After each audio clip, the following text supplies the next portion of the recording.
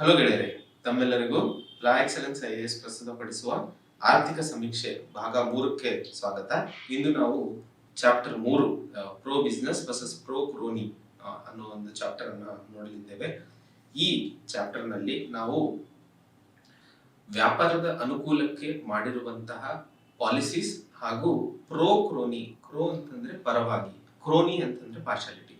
So ಯಾವ ರೀತಿಯಲ್ಲಿ ವ್ಯಾಪಾರದ ಪರವಾಗಿ ಮಾಡಿರ್ತಕ್ಕಂತಹ ಮಸೂದೆಗಳು ಹಾಗೂ ಪ್ರೋ ಕ್ರೋನಿಸಮ್ ಇಂದಾಗಿ ಹೇಗೆ ಸಂಪತ್ತು ಸೃಷ್ಟಿ ಮಾಡೋದ್ರ ಬಗ್ಗೆ ನಾವು ಚಾಪ್ಟರ್ 1ರಲ್ಲಿ ಏನ್ ಮಾತಾಡಿದ್ವೋ ಅದಕ್ಕೆ ಹೇಗೆ ಇದು ಇನ್ಫ್ಲೂಯೆನ್ಸ್ ಮಾಡುತ್ತದೆ ಅಥವಾ ಹೇಗೆ ಇದು ಇಂಪ್ಯಾಕ್ಟ್ ಮಾಡುತ್ತದೆ ಅನ್ನೋದ್ರ ಬಗ್ಗೆ ಈ ಚಾಪ್ಟರ್ ನಲ್ಲಿ ನೋಡಲಿದ್ದೇವೆ.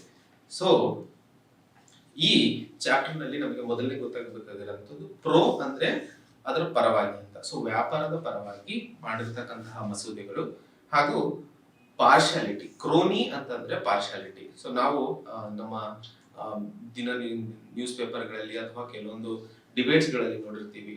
ಕೆಲವೊಂದು ಸರ್ಕಾರಗಳು, NDA ಸರ್ಕಾರ ಆಗಿರ್ಬೋದು, ಕಾಂಗ್ರೆಸ್ ಸರ್ಕಾರ ಆಗಿರ್ಬೋದು, ಕೆಲವೊಂದು ವ್ಯಾಪಾರಿಗಳ ಪರವಾಗಿ ಒಂದಿಷ್ಟು ಪಾರ್ಶಾಲಿಟಿನ ತೋರಿಸ್ತಾರೆ ಅಥವಾ ಅವರ ಪರವಾಗಿ ಒಂದಿಷ್ಟು ಮಸೂದೆಗಳನ್ನ ಅಥವಾ ಲಾಸ್ ಅನ್ನ ತಂದಿರ್ತಾರೆ. ಅವರ ಬಿಸ್ನೆಸ್ ಅಲ್ಲಿ ಪ್ರಾಫಿಟ್ಸ್ಗೋಸ್ಕರ ಅಥವಾ ಅವರ ಬಿಸ್ನೆಸ್ ಅನ್ನ ಇನ್ನೂ ಬೆಳೆಸೋದಕ್ಕೋಸ್ಕರ ಅನ್ನೋದನ್ನ ನಾವು ನೋಡಿರ್ತೀವಿ. ಸೊ ಈ ಚಾಪ್ಟರ್ ನಾವು ಶುರು ಮಾಡೋದಕ್ಕೂ ಮುನ್ನ ಒಂದಿಷ್ಟು ಬ್ಯಾಕ್ ಗ್ರೌಂಡ್ ಅನ್ನ ನೋಡೋಣ. ಪೂರ್ತಿಯಾಗಿ ಈ ಚಾಪ್ಟರ್ ಅಲ್ಲಿ ನಾವು ಏನನ್ನ ಓದಲಿದ್ದೇವೆ ಅನ್ನೋದ್ರ ಬಗ್ಗೆ. ಸೊ ಮೊದಲನೇದು ಅಂತ ನೋಡಿದಾಗ ನಾವು ಇಲ್ಲಿ ಮಾತಾಡ್ತಾ ಇರೋದು ನಾವು ಇರುವ ಟಾರ್ಗೆಟ್ $5 ಟ್ರಿಲಿಯನ್ ಎಕಾನಮಿಯನ್ನ ಹೇಗೆ ರೀಚ್ ಆಗಬಹುದು ಅನ್ನೋದನ್ನ ನಾವು ಡಿಸ್ಕಸ್ ಮಾಡಿದಾಗ ಮೊದಲನೇದಾಗಿ ನಾವು ಆಂಟ್ರಪ್ರನರ್ಶಿಪ್ ಬಗ್ಗೆ ಮಾತಾಡಿದ್ವಿ. ಹೇಗೆ ಆಂಟ್ರಪ್ರನರ್ಶಿಪ್ ವೆಲ್ತ್ ಕ್ರಿಯೇಷನ್ ಅಲ್ಲಿ ಹೆಲ್ಪ್ ಆಗುತ್ತದೆ ಅಂತ ಹೇಳಿ. ಹಾಗೆ ಎರಡನೇದರಲ್ಲಿ ನಾವು ಹೇಗೆ ಪ್ರೋ ಬಿಸ್ನೆಸ್ ಹಾಗೂ ಪ್ರೋ ಕ್ರೋನಿಸಮ್ ಎರಡರ ಮಧ್ಯೆ ನಾವು ಕಂಪ್ಯಾರಿಸನ್ ಮಾಡ್ತಿದೀವಿ. ಯಾವ ರೀತಿಯಲ್ಲಿ ಬಿಸ್ನೆಸ್ ಪರವಾಗಿ ಅಥವಾ ವ್ಯಾಪಾರದ ಪರವಾಗಿ ಮಾಡಿರುವಂತಹ ಮಸೂದೆಗಳು ಅಥವಾ ವ್ಯಾಪಾರದ ಪರವಾಗಿ ಮಾರ್ಕೆಟ್ ಇದ್ದಾಗ ಅಥವಾ ಸರ್ಕಾರ ಹಾಗೂ ಜನರ ನಂಬಿಕೆ ಮಾರ್ಕೆಟ್ ಅಲ್ಲಿ ಇದ್ದಾಗ ಯಾವ ರೀತಿಯಲ್ಲಿ ನಾವು ಇಟ್ಕೊಂಡಿರುವಂತಹ ಟಾರ್ಗೆಟ್ ಅನ್ನ ರೀಚ್ ಆಗಕ್ಕೆ ಸಾಧ್ಯ ಆಗುತ್ತದೆ ಅನ್ನೋದನ್ನ ನೋಡಿದ್ವಿ. ಸೊ ಈ $5 ಟ್ರಿಲಿಯನ್ ಎಕಾನಮಿನ ನಾವು ರೀಚ್ ಆಗಬೇಕು ಅಂತಂದ್ರೆ ನಾವು ಪ್ರೋ ಬಿಸ್ನೆಸ್ ಪಾಲಿಸೀಸ್ ಅಥವಾ ವ್ಯಾಪಾರದ ಪರವಾಗಿ ಮಸೂದೆಗಳನ್ನ ರೆಡಿ ಮಾಡಬೇಕು ಅಥವಾ ಅದರ ಪರವಾಗಿ ಮಸೂದೆಗಳು ಹೊರಡಿಸಬೇಕು. ಅದರಿಂದಾಗಿ ಕಾಂಪಿಟೇಟಿವ್ ಮಾರ್ಕೆಟ್ ಅನ್ನ ನಾವು ಡೆವಲಪ್ ಮಾಡಲು ಸಾಧ್ಯ. ಈ ಕಾಂಪಿಟೇಟಿವ್ ಮಾರ್ಕೆಟ್ ನಮಗೆ ಪ್ಲಾಟ್ಫಾರ್ಮ್ ಆಗುತ್ತದೆ. ಈ ಪ್ಲಾಟ್ಫಾರ್ಮ್ ನಿಂದ ನಾವು ನಮಗೆ ಬೇಕಾದಂತಹ ಟಾರ್ಗೆಟ್ ಅನ್ನು ರೀಚ್ ಮಾಡಲು ಸಾಧ್ಯವಾಗುತ್ತದೆ. ಹಾಗೆ ಇಲ್ಲಿ ನಾವು ಅರ್ಥ ಮಾಡ್ಕೋಬೇಕಾಗಿರೋದು ಕಾಂಪಿಟೇಟಿವ್ ಮಾರ್ಕೆಟ್ ಒಂದು ರಚನಾತ್ಮಕ ಮಾರ್ಕೆಟ್ ಅಥವಾ ರಚನಾತ್ಮಕ ಭಾರತೀಯ ಆರ್ಥಿಕ ವ್ಯವಸ್ಥೆನ ಸೃಷ್ಟಿ ಮಾಡುತ್ತದೆ. ಈಗ 1991ರ ಮುಂಚೆ ಅಂದ್ರೆ ಲಿಬರಲೈಸೇಷನ್ ಆಗೋದಕ್ಕಿಂತ ಮುನ್ನ ಇದ್ದಿದ್ದು ಸೋಷಿಯಲಿಸ್ಟ್ ಎಕಾನಮಿ. ಸೊ ಸೋಷಿಯಲಿಸಂ ಅಥವಾ ಸೋಷಿಯಲಿಸ್ಟ್ ಪಾಲಿಸೀಸ್ ಯಾವಾಗ್ಲೂ ಭಾರತದನ್ನ ಕ್ಲೋಸ್ಡ್ ಎಕಾನಮಿ ಆಗಿ ನೋಡ್ಕೊತಾ ಇತ್ತು. ಸೊ ಅಲ್ಲಿ ಪ್ರೈವೇಟ್ ಪ್ಲೇಯರ್ಸ್ಗಾಗ್ಲಿ ಅಥವಾ ಹೊರಗಿಂದ ಇನ್ವೆಸ್ಟ್ಮೆಂಟ್ಸ್ ಅಥವಾ ಹೊರಗಿಂದ ಬರುವ ಸಾಧ್ಯತೆಗಳು ತುಂಬಾ ಕಮ್ಮಿ ಇದ್ವು. ಅದಕ್ಕೋಸ್ಕರ ಅಲ್ಲಿ ಮಾರ್ಕೆಟ್ ತುಂಬಾ ಸ್ತಬ್ಧವಾಗಿತ್ತು, ಅಂದ್ರೆ ಸ್ಟಾಟಿಕ್ ಆಗಿತ್ತು. ಅಲ್ಲಿ ಹೊಸ ಐಡಿಯಾಸಿಗೆ ಅಥವಾ ಹೊಸ ಪ್ಲೇಯರ್ಸ್ಗೆ, ಹೊಸ ಆಲೋಚನೆಗಳಿಗೆ ಅವಕಾಶ ಇರಲಿಲ್ಲ. 1991ರ ನಂತರ ಹೊಸ ಪ್ಲೇಯರ್ಸ್, ಹೊಸ ಟೆಕ್ನಾಲಜಿ, ಹೊಸ ಐಡಿಯಾಸ್, ಹೊಸ ಇನೋವೇಷನ್ಸ್ ಬರೋದ್ರಿಂದ ಒಂದು ಹೊಸ ಕಾಂಪಿಟೇಟಿವ್, ಒಂದು ಹೊಸ ಸ್ಪರ್ಧಾತ್ಮಕ ಮಾರುಕಟ್ಟೆಯನ್ನು ನಾವು ಸ್ಥಾಪಿಸಲು ಸಾಧ್ಯವಾಯಿತು. ಈ ಸ್ಪರ್ಧಾತ್ಮಕ ಮಾರುಕಟ್ಟೆ ಹೊಸ ಒಂದು ಇನೋವೇಷನ್ಸ್ ಬಂದಾಗ ಅದು ಅಲ್ಟಿಮೇಟ್ಲಿ ಕನ್ಸ್ಯೂಮರ್ಸ್ಗೆ ಲಾಭವನ್ನ ರೀಚ್ ಮಾಡಲು ಸಾಧ್ಯವಾಗುತ್ತದೆ. ಒನ್ಸ್ ಕನ್ಸ್ಯೂಮರ್ಗೆ ಲಾಭ ಆದ್ಮೇಲೆ ಆಟೋಮೆಟಿಕಲಿ $5 ಟ್ರಿಲಿಯನ್ ಎಕಾನಮಿ ಅಥವಾ ಆರ್ಥಿಕ ಬೆಳವಣಿಗೆ ನೋಡೋದು ನಾವು ಸರ್ವೇ ಸಾಮಾನ್ಯ. ಹಾಗೆ ಇದು ಪ್ರೋ ಬಿಸ್ನೆಸ್ ಬಗ್ಗೆ ನಾವು ಒಂದು ಬ್ರೀಫ್ ಆಗಿ ನೋಡಿರುವಂತಹ ನೋಟ. ಹಾಗೆ ಪ್ರೋ ಕ್ರೋನಿ ಬಗ್ಗೆ ನೋಡಿದಾಗ ಅಥವಾ ಪಾರ್ಶಾಲಿಟಿ ಪರವಾಗಿ ನಾವು ಹೆಚ್ಚಾಗಿ ಇದ್ದಾಗ ಇಲ್ಲಿ ಪ್ರೈವೇಟ್ ಇಂಟ್ರೆಸ್ಟ್ ಗಳಿಗೆ ನಾವು ಒತ್ತನ್ನ ಕೊಡ್ತೀವಿ.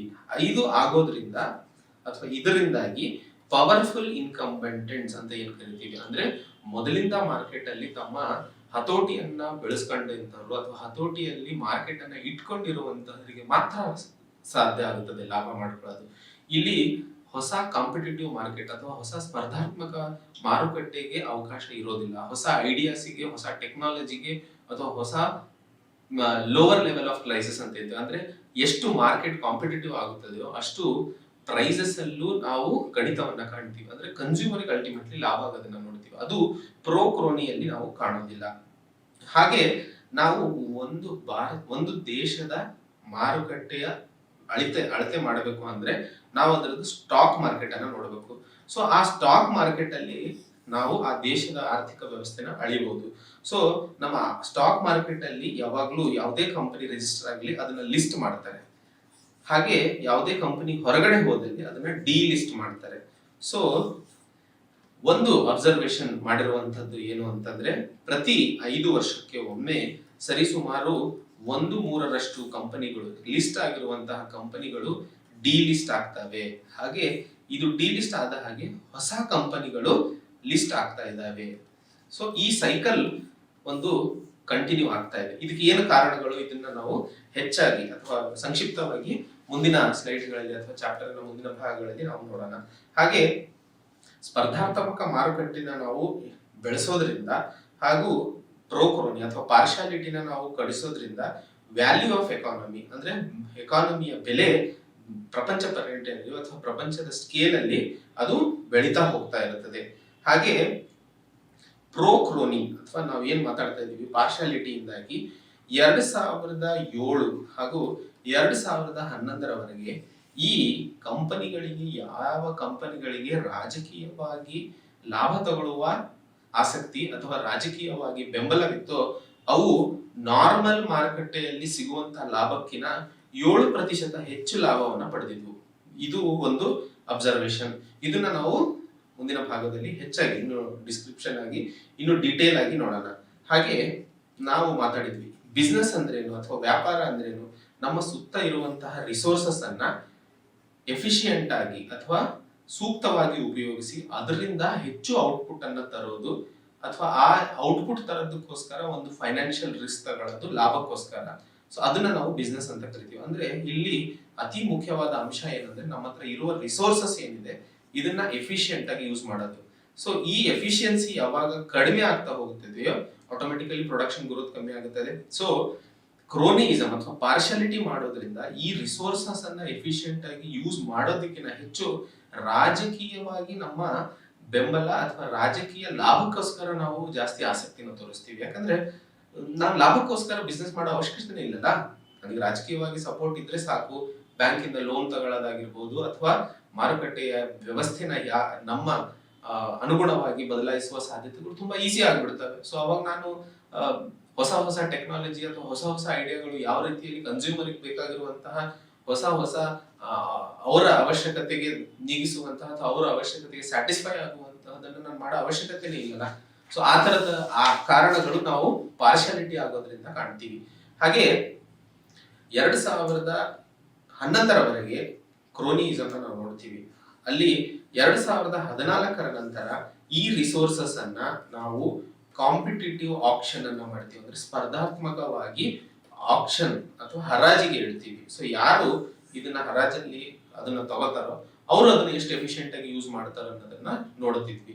ಇಲ್ಲಾಂದ್ರೆ ಮೊದಲಿಗೆ ಹೆಂಗಾಗೋದು ಅಂತಂದ್ರೆ ಯಾವ ಉದ್ಯಮಿಗಳಿಗೆ ಇನ್ವೆಸ್ಟ್ ಮಾಡುವ ಅಥವಾ ರಾಜಕೀಯವಾಗಿ ಬೆಂಬಲ ಇರ್ತದೆಯೋ ಅವರು ರಿಸೋರ್ಸಸ್ ನ ತಗೊಂಡ್ಬಿಡೋರು, ಅದನ್ನ ಇನ್ನೊಬ್ಬ ಬಿಸ್ನೆಸ್ ಮೆನ್ಗೆ ಬಾಡಿಗೆ ದರದಲ್ಲಿ ಕೊಡೋರು. ಅಂದ್ರೆ ನೀನು ಇದನ್ನ ಕೆಲಸ ಮಾಡ್ಕೊಂಡು ನನಗೆ ಅದರಿಂದ ಬರುವ ಲಾಭವನ್ನ ಕೊಡು ಅಥವಾ ಇಷ್ಟು ನನಗೆ ಕಿಕ್ ಬ್ಯಾಕ್ ಅನ್ನ ಕೊಡು ಅಂತ ಹೇಳಿ ತಗೋರು. ಸೊ ಆ ತರದ ರೆಂಟ್ ಎಕ್ಸ್ಟ್ರಾಕ್ಷನ್ ಅಂತ ಕರಿತೀವಿ. ಸೊ ಆ ರೆಂಟ್ ಎಕ್ಸ್ಟ್ರಾಕ್ಷನ್ ಅನ್ನೋದು ಈ ತರ ಕಾಂಪಿಟೇಟಿವ್ ಆಕ್ಷನ್ ಅಥವಾ ಸ್ಪರ್ಧಾತ್ಮಕ ಹರಾಜಿಗೆ ಯಾವಾಗ ಸಿಸ್ಟಮ್ ಬದಲಾಯಿತು 2014 ನಂತರ, ಅಲ್ಲಿ ನಾವು ಹೆಚ್ಚು ಎಫಿಷಿಯನ್ಸಿನ ಕಾಣ್ತಾ ಇದೀವಿ. ಹಾಗೆ ಇನ್ನೊಂದು ಟರ್ಮ್ ಮಾತಾಡ್ತೀವಿ ಇಲ್ಲಿ, ಕ್ರೋನಿ ಲೆಂಡಿಂಗ್ ಅಂತ ಹೇಳಿ. ಅಂದ್ರೆ ಸಾಲ ಪಡೆಯೋದು. ಸಾಲ ಈಗ ನಮಗೆಲ್ಲ ಗೊತ್ತಿದೆ, ಯಾವುದೇ ಒಂದು ಬಿಸ್ನೆಸ್ ಅಥವಾ ಯಾರೇ ಒಬ್ಬರು ಇನ್ವೆಸ್ಟರ್ ವ್ಯಾಪಾರಿ ಮಾರುಕಟ್ಟೆಯಲ್ಲಿ ಇನ್ವೆಸ್ಟ್ ಮಾಡೋದಕ್ಕಿಂತ ಮುಂಚೆ ಅವನಿಗೆ ಇನ್ವೆಸ್ಟ್ಮೆಂಟ್ ಬೇಕು. ಆ ಇನ್ವೆಸ್ಟ್ಮೆಂಟ್ ಅವ್ನು ಎಲ್ಲಿಂದ ತರ್ತಾನೆ, ನಾವು ಮಾತಾಡಿದ್ವಿ ಬ್ಯಾಂಕ್ ಇಂದ ತರ್ತಾನೆ. ಸೊ ಈ ಬ್ಯಾಂಕ್ ಇಂದ ಇವ್ನು ಇನ್ವೆಸ್ಟ್ ಪಡಿಬೇಕು ಅಂತಂದ್ರು ಇಲ್ಲಿ ಸರ್ಕಾರದ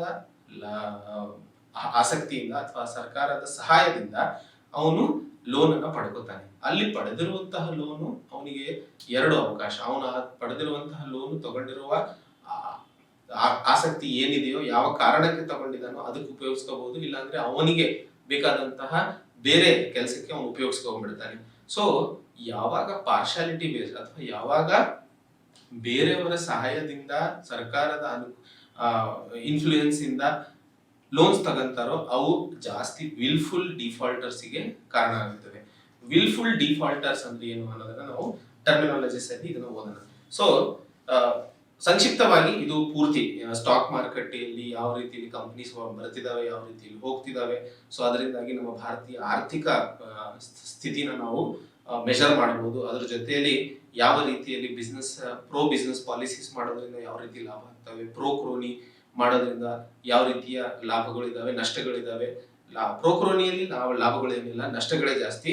ಹಾಗೆ ವ್ಯಾಪಾರದ ಪರವಾಗಿ ಸರ್ಕಾರದ ಮಸೂದೆಗಳು ಯಾವ ರೀತಿಯಲ್ಲಿ ನಮ್ಮ ಆರ್ಥಿಕ ವ್ಯವಸ್ಥೆಯನ್ನ ನಾವು ಕಂಡಂತಹ $5 ಟ್ರಿಲಿಯನ್ ಎಕಾನಮಿನ ಸಾಧಿಸಲು ಉಪಯುಕ್ತವಾಗುತ್ತದೆ ಅಥವಾ ಕಾರಣಕರವಾಗುತ್ತದೆ ಅನ್ನೋ ಪಾಲಿಸಿ, ಇದನ್ನ ನಾವು ಈ ಚಾಪ್ಟರ್ ಅಲ್ಲಿ ನೋಡ್ತೀವಿ. ಸೊ ಈ ಚಾಪ್ಟರ್ ಸ್ಟಾರ್ಟ್ ಮಾಡೋದಕ್ಕೂ ಮುನ್ನ ಒಂದಿಷ್ಟು ಟರ್ಮಿನಾಲಜೀಸ್ಗಳನ್ನ, ಈ ಟರ್ಮಿನಾಲಜೀಸ್ ನಾವು ಮುಂದಿನ ಓದುವಂತಹ ಬೇರೆ ಬೇರೆ ಟಾಪಿಕ್ಗಳಲ್ಲಿ ಇದನ್ನು ಸಂಕ್ಷಿಪ್ತವಾಗಿ ಇನ್ನು ನಾವು ಅರ್ಥ ಮಾಡ್ಕೋವಂತ ಅವಶ್ಯಕತೆ ಇರುತ್ತದೆ. ಸೊ ಪ್ರೋ ಬಿಸ್ನೆಸ್ ಪಾಲಿಸೀಸ್ ನಾ ಹೇಳಿದೆ, ವ್ಯಾಪಾರದ ಪರವಾಗಿ ಇರುವಂತಹ ಮಸೂದೆಗಳ ಬಗ್ಗೆ ಅಲ್ಲಿ ಮಾತಾಡ್ತೀವಿ.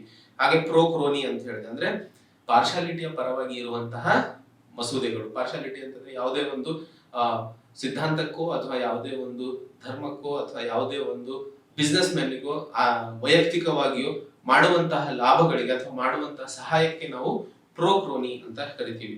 ಹಾಗೆ ಕ್ರಿಯೇಟಿವ್ ಡಿಸ್ಟ್ರಕ್ಷನ್ ಮೂರನೇ ಪದದಲ್ಲಿ ಮಾತಾಡ್ತಿದೀವಿ. ಕ್ರಿಯೇಟಿವ್ ಡಿಸ್ಟ್ರಕ್ಷನ್ ಅಂತಂದ್ರೆ ಈಗ 1991ರ ನಂತರ ಅತಿ ಹೆಚ್ಚು ಪ್ರೈವೇಟ್ ಇನ್ವೆಸ್ಟ್ಮೆಂಟ್ ಅಥವಾ ಪ್ರೈವೇಟೈಸೇಷನ್ ಆಗಿರೋದ್ರಿಂದ ಹೆಚ್ಚು ತಾಂತ್ರಿಕವಾಗಿ ಹಾಗೂ ಹೆಚ್ಚು ಹೊಸ ಹೊಸ ಐಡಿಯಾಸ್ಗಳ ಬದಲಾವಣೆ ಹಾಗೂ ಹೊಸ ಹೊಸ ಐಡಿಯಾಸ್ಗಳ ಇನೋವೇಷನ್ಸ್ ನಾವು ಕಾಣ್ತಿದೀವಿ. ಇದರಿಂದಾಗಿ ಚೇಂಜಸ್ ಅನ್ನ ನಾವು ತುಂಬಾ ಸುಲಭವಾಗಿ ಕಾಣ್ತಿದೀವಿ. ಅಂದ್ರೆ ಮ್ಯಾನ್ಯುವಲ್ ಇಂದ ನಾವು ಆಟೋಮೆಟಿಕ್ ಕಡೆಗೆ ಹೋಗ್ತಾ ಇದೀವಿ. ಅತಿ ಸುಲಭವಾಗಿ ನಾವು ಮಾತಾಡ್ಬೇಕು ಅಂತಂದ್ರೆ ಸಪೋಸ್ ಡ್ರೈವರ್ಲೆಸ್ ಕಾರ್ಸ್ ಅಂತ ಬಂದು ಅನ್ಕೊಳ್ಳಿ. ಅಂದ್ರೆ ಟೆಸ್ಲಾ ಅನ್ನೋ ಒಂದು ಕಂಪನಿ ಡ್ರೈವರ್ ಇಲ್ಲದೆ ಇರುವಂತಹ ಕಾರ್ಗಳು, ಅಂದ್ರೆ ಆಟೋಮೆಟಿಕ್ ಆಗಿ ನಡೆಯುವಂತಹ ಕಾರ್ಗಳನ್ನ ಡಿಸೈನ್ ಮಾಡ್ತಾ ಇದೆ. ಸೊ ಒಂದು ವೇಳೆ ಈ ಕಾರು ಮಾರುಕಟ್ಟೆಗೆ ಬಂದ್ರೆ ಡ್ರೈವರ್ಗಳು ಯಾರ್ಯಾರು ಇನ್ವೆಸ್ಟ್ ಮಾಡಿದ್ರು ಅವ್ರದ್ದು ಎಲ್ಲರದು ಕೆಲಸ ಹೋಗ್ಬಿಡ್ತದೆ. ಸೊ ಇದನ್ನ ನಾವು ಕ್ರಿಯೇಟಿವ್ ಡಿಸ್ಟ್ರಕ್ಷನ್. ಕ್ರಿಯೇಟಿವ್ ಅಂತಂದ್ರೆ ರಚನಾತ್ಮಕವಾಗಿ ಅಥವಾ ಹೊಸದಾಗಿ ಇನ್ವೆನ್ಷನ್, ಡಿಸ್ಟ್ರಕ್ಷನ್ ಅಂದ್ರೆ ವಿನಾಶ, ಇಲ್ಲಿ ಕೆಲಸ, ಜಾಬ್ ಲಾಸ್. ಸೊ ನಾವು ಜಾಬಿನಲ್ಲಿ ಕಡಿತವನ್ನ ಕಾಣೋದು ಡಿಸ್ಟ್ರಕ್ಷನ್ ಅಂತ ಕರಿತೀವಿ. ಸೊ ಕ್ರಿಯೇಟಿವ್ ಡಿಸ್ಟ್ರಕ್ಷನ್ ಅಂದ್ರೆ ಯಾವುದೇ ಒಂದು ಹೊಸ ಐಡಿಯಾದಿಂದ ಆಗ್ತಕ್ಕಂತಹ ಲಾಸ್ ಅನ್ನ ನಾವು ಕ್ರಿಯೇಟಿವ್ ಡಿಸ್ಟ್ರಕ್ಷನ್ ಅಂತ ಕರಿತೀವಿ ಒಂದೇ ಪದದಲ್ಲಿ. So idiosyncratic growth pattern of India. So ಇದು ನಾವು ವಿತ್ ಎಕ್ಸಾಂಪಲ್ ನೋಡಿದಾಗ ನಮಗೆ ಇನ್ನೂ ಈಸಿಯಾಗಿ ಅರ್ಥ ಆಗುತ್ತದೆ. ಹಾಗೂ ಇಡಿಯೋಸಿಂಕ್ರೆಟಿಕ್ ಅಂತಂದ್ರೆ ಇದು ಡಿಸ್ಟಿಂಕ್ಟ್ ಅಂತ ಕರಿತೀವಿ, ಅಂದ್ರೆ ವಿಭಿನ್ನವಾದದ್ದು, ವಿಭಿನ್ನ ಹಾಗೂ ಇಂಡಿವಿಜುವಲ್. ಸೊ ವಿಭಿನ್ನ ಹಾಗೂ ಇಂಡಿವಿಜುವಲ್ ಆಗಿದಂತಹ ಬೆಳವಣಿಗೆಯ ಪ್ಯಾಟರ್ನ್ ಭಾರತದ ಏನಾಗಿದೆ ಅನ್ನೋದ್ರ ಬಗ್ಗೆ ಇಲ್ಲಿ ಮಾತಾಡ್ತೀವಿ. ಹಾಗೆ ಮಾರ್ಕೆಟ್ ಕ್ಯಾಪಿಟಲೈಸೇಷನ್ ಬಗ್ಗೆ ನಾವಿಲ್ಲಿ ಇನ್ನೊಂದು ಪದವನ್ನ ನೋಡ್ತಾ ಇದೀವಿ. ಮಾರ್ಕೆಟ್ ಕ್ಯಾಪಿಟಲೈಸೇಷನ್ ಅಂತಂದ್ರೆ ಒಂದು ಆರ್ಥಿಕ ವ್ಯವಸ್ಥೆಯಲ್ಲಿ ಒಂದು ಕಂಪನಿಯ ಶೇರ್ ವ್ಯಾಲ್ಯೂ ಏನಾಗಿದೆ. ಸಪೋಸ್ ಈಗ ನಾವಿಲ್ಲಿ ಟಾಟಾ ಕಂಪನೀಸ್ ಅಂತ ಮಾತಾಡ್ತೀವಿ, ಅಥವಾ ರಿಲಯನ್ಸ್ ಅಂತ ಮಾತಾಡ್ತೀವಿ, ಅಥವಾ ಅದಾನಿ ಗ್ರೂಪ್ ಆಫ್ ಕಂಪನೀಸ್ ಅಂತ ಮಾತಾಡ್ತೀವಿ. ಸೊ ಈ ಕಂಪನಿಗಳ ಶೇರ್ ಏನಿದೆ ಆ ಮಾರುಕಟ್ಟೆಯಲ್ಲಿ, ಅಥವಾ ಅದರದ್ದು ಆರ್ಥಿಕ ವ್ಯಾಲ್ಯೂ ಏನಿದೆ, ಎಕಾನಾಮಿಕ್ ವ್ಯಾಲ್ಯೂ ಏನಿದೆ, ಅದನ್ನ ನಾವು ಮಾರ್ಕೆಟ್ ಕ್ಯಾಪಿಟಲೈಸೇಷನ್ ಅಂತ ಕರಿತೀವಿ. ಹಾಗೆ ಹರ್ಫಿಂಡಲ್ ಇಂಡೆಕ್ಸ್ ಅಂತ ಹೇಳಿ, ಸೊ ಇದು ನಮಗೆ ಪ್ರಿಲಿಮ್ಸ್ ಪಾಯಿಂಟಿಂಗ್ ಬಹಳ ಉಪಯೋಗಕರ ಆಗುತ್ತದೆ. ಹಾಗೆ ಈ ಹರ್ಫಿಂಡಲ್ ಇಂಡೆಕ್ಸ್ ಅನ್ನ ನಾವು ಕಾಂಪಿಟೇಟಿವ್ ಆಗಿ ಅಥವಾ ಕಾಂಪಿಟೇಟಿವ್ ರಿಲೇಟಿವ್ ಅಬ್ಸರ್ವೇಷನ್ ಗೆ ನಾವು ಇದನ್ನ ಯೂಸ್ ಮಾಡ್ತೀವಿ. ಅಂದ್ರೆ ಸ್ಪರ್ಧಾತ್ಮಕ ರಿಲೇಟಿವ್ ಅಥವಾ ಸ್ಪರ್ಧಾತ್ಮಕ ಅನುಗುಣವಾಗಿ ಅಥವಾ ಎರಡು ಸೆಕ್ಟರ್ಗಳ ಮಧ್ಯೆ, ಈಗ ಮ್ಯಾನುಫ್ಯಾಕ್ಚರಿಂಗ್ ಇದೆ, ಇಂಡಸ್ಟ್ರೀಸ್ ಇದೆ, ಅಥವಾ ಸರ್ವಿಸಸ್ ಇದೆ. ಸೊ ಮ್ಯಾನುಫ್ಯಾಕ್ಚರಿಂಗ್ ಹಾಗೂ ಸರ್ವಿಸಸ್ ಮಧ್ಯೆ ಎಷ್ಟು ಮಟ್ಟಕ್ಕೆ ಸ್ಪರ್ಧಾತ್ಮಕವಾಗಿ ಬೆಳೆಯುವ ಸಾಧ್ಯತೆಗಳಿದಾವೆ ಅನ್ನೋದಕ್ಕೆ ನಾವು ಹರ್ಫಿಂಡಲ್ ಇಂಡೆಕ್ಸ್ ನ ಯೂಸ್ ಮಾಡ್ತೀವಿ. ಈ ಟರ್ಮ್ ಅನ್ನ ನಾವು ಇನ್ನು ಹೆಚ್ಚಾಗಿ ಮುಂದಿನ ಭಾಗದಲ್ಲಿ ತಿಳ್ಕೊಳ್ಳೋಣ. ಹಾಗೆ ಮಾರ್ಕೆಟ್ ಡೈನಮಿಸಮ್ ನಾ ಹೇಳಿದೆ, ರಚನಾತ್ಮಕ ಬದಲಾವಣೆ ಮಾರುಕಟ್ಟೆಯಲ್ಲಿ ಆಗುವಂತಹದ್ದು. ಈಗ 1991ರ ಮುಂಚೆ ಹೆಚ್ಚು ನಾವು ಕಾರ್ಖಾನೆಗಳು ಅಂದ್ರೆ ಮ್ಯಾನುಫ್ಯಾಕ್ಚರಿಂಗ್ ಸೆಕ್ಟರ್ಗಳಲ್ಲಿ ಹೆಚ್ಚಾಗಿ ಇನ್ವೆಸ್ಟ್ಮೆಂಟ್ಸ್ ನ ನೋಡ್ತಿದ್ವಿ. ಯಾವುದೇ ರೀತಿಯ ಬೇರೆ ಡೈವರ್ಸಿಫಿಕೇಶನ್ಸ್ ಇರ್ತಿದ್ದಿಲ್ಲ, ಅಥವಾ ಬೇರೆ ಬೇರೆ ಭಾಗಗಳಲ್ಲಿ ಅಥವಾ ಬೇರೆ ಬೇರೆ ಸೆಕ್ಟರ್ಸ್ ಗಳಲ್ಲಿ ಇನ್ವೆಸ್ಟ್ಮೆಂಟ್ಸ್ ಆಗಲಿ ಬದಲಾವಣೆಗಳನ್ನ ನಾವು ನೋಡ್ತಿರ್ಲಿಲ್ಲ. ಆದ್ರೆ 1991ರ ನಂತರ ಯಾವಾಗ ಪ್ರೈವೇಟೈಸೇಷನ್ ಆಯ್ತೋ ಅವಾಗ ನಾವು ಹೆಚ್ಚಾಗಿ ಬೇರೆ ಬೇರೆ ಅಂದ್ರೆ ಬ್ಯಾಂಕಿಂಗ್ ಆಗಿರ್ಬೋದು, ಫಿನಾನ್ಷಿಯಲ್ ಸರ್ವಿಸಸ್ ಆಗಿರ್ಬೋದು, ಟೂರಿಸಂ ಆಗಿರ್ಬೋದು, ಅಥವಾ ರಿಲಿಜಿಯಸ್ ಲೀಗ್ಸ್ ಅಂಡ್ ಮಿಷನ್ಸ್ ಆಗಿರ್ಬೋದು. ಸೊ ಈ ತರ ಬೇರೆ ಬೇರೆ ಕ್ಷೇತ್ರಗಳಲ್ಲಿ ಹೆಚ್ಚಾಗಿ ಇನ್ವೆಸ್ಟ್ಮೆಂಟ್ಸ್ ನ ಕಂಡಿವಿ. ಅಂದ್ರೆ 1991ರ ನಂತರ ಭಾರತದ ಆರ್ಥಿಕ ವ್ಯವಸ್ಥೆ ಅಥವಾ ಭಾರತದ ಮಾರುಕಟ್ಟೆ ಡೈನಮಿಕ್ ಆಗಿತ್ತು. ಅದಕ್ಕಿಂತ ಮುಂಚೆ ಸ್ಟಾಟಿಕ್ ಆಗಿತ್ತು ಅಂತ ಹೇಳ್ತೀವಿ. ಸೊ ಅದನ್ನ ಮಾರ್ಕೆಟ್ ಡೈನಮಿಸಮ್ ಅಂತ ಅಂತೀವಿ. ಹಾಗೆ ಕನೆಕ್ಟೆಡ್ ಫರ್ಮ್ಸ್, ನಾವು ಕ್ರೋನಿ ಅಂತ ಒಂದು ಮಾತಾಡ್ತೀವಿ ಪಾರ್ಶಾಲಿಟಿ ಬಗ್ಗೆ. ಸೊ ಕನೆಕ್ಟೆಡ್ ಫರ್ಮ್ಸ್ ಅಂದ್ರೆ ಯಾವ ಕಂಪನಿಗಳು, ಫರ್ಮ್ಸ್ ಅಂದ್ರೆ ಕಂಪನೀಸ್, ಸೊ ಯಾವ ಕಂಪನಿಗಳು ಈ ತರ ಕ್ರೋನಿಸಮ್ಗೆ ಒಳಗಾಗಿರ್ತಾವೋ ಅಥವಾ ಯಾವ ಕಂಪನಿಗಳಿಗೆ ರಾಜಕೀಯವಾಗಿ ಹಾಗೂ ವೈಯಕ್ತಿಕವಾಗಿ ಲಾಭಗಳು ಪಡಿತಾ ಇರ್ತಾವೋ ಅವನ್ನ ನಾವು ಕನೆಕ್ಟೆಡ್ ಫರ್ಮ್ಸ್ ಅಂತ ಕರಿತೀವಿ. ಹಾಗೆ ಡಚ್ ಡಿಸೀಸ್ ಅಂತ ಹೇಳಿ ಒಂದು ಪದನ ನೋಡ್ತಾ ಇದೀವಿ. ಸೊ ಈ ಡಚ್ ಡಿಸೀಸ್ ಅನ್ನೋದು ಕೂಡ ಒಂದು ಟರ್ಮ್. ಇದನ್ನ ನಾವು ವಿತ್ ಉದಾಹರಣೆ ಮುಂದಿನ ಭಾಗದಲ್ಲಿ ನೋಡೋಣ. ವಿಲ್ಫುಲ್ ಡಿಫಾಲ್ಟರ್ಸ್ ಅಂತಂದ್ರೆ, ಈಗ ಪ್ರತಿಯೊಬ್ಬ ವ್ಯಾಪಾರಿ ಒಂದು ಕಂಪನಿ ಅಥವಾ ಒಂದು ಹೊಸ ಉದ್ಯಮವನ್ನು ಶುರು ಮಾಡೋದಕ್ಕೆ ಮುನ್ನ ಬ್ಯಾಂಕಿನಿಂದ ಲೋನ್ ತಗೊಳ್ಳೋದು ನಾವೆಲ್ಲ ನೋಡಿದೀವಿ. ಆದ್ರೆ ಆ ಲೋನ್ ತಗೊಂಡಂತಹ ಹಣವನ್ನ ಅವನ ತಗೊಂಡಿರುವಂತಹ ಕಾರಣಕ್ಕೆ ಉಪಯೋಗಿಸಬಹುದು ಅಥವಾ ತಗೊಂಡಿರೋ ಕಾರಣ ಬಿಟ್ಟು ಬೇರೆ ತನ್ನ ವೈಯಕ್ತಿಕ ಕಾರಣಗಳಿಗೆ ಉಪಯೋಗಿಸ್ಕೋಬಹುದು.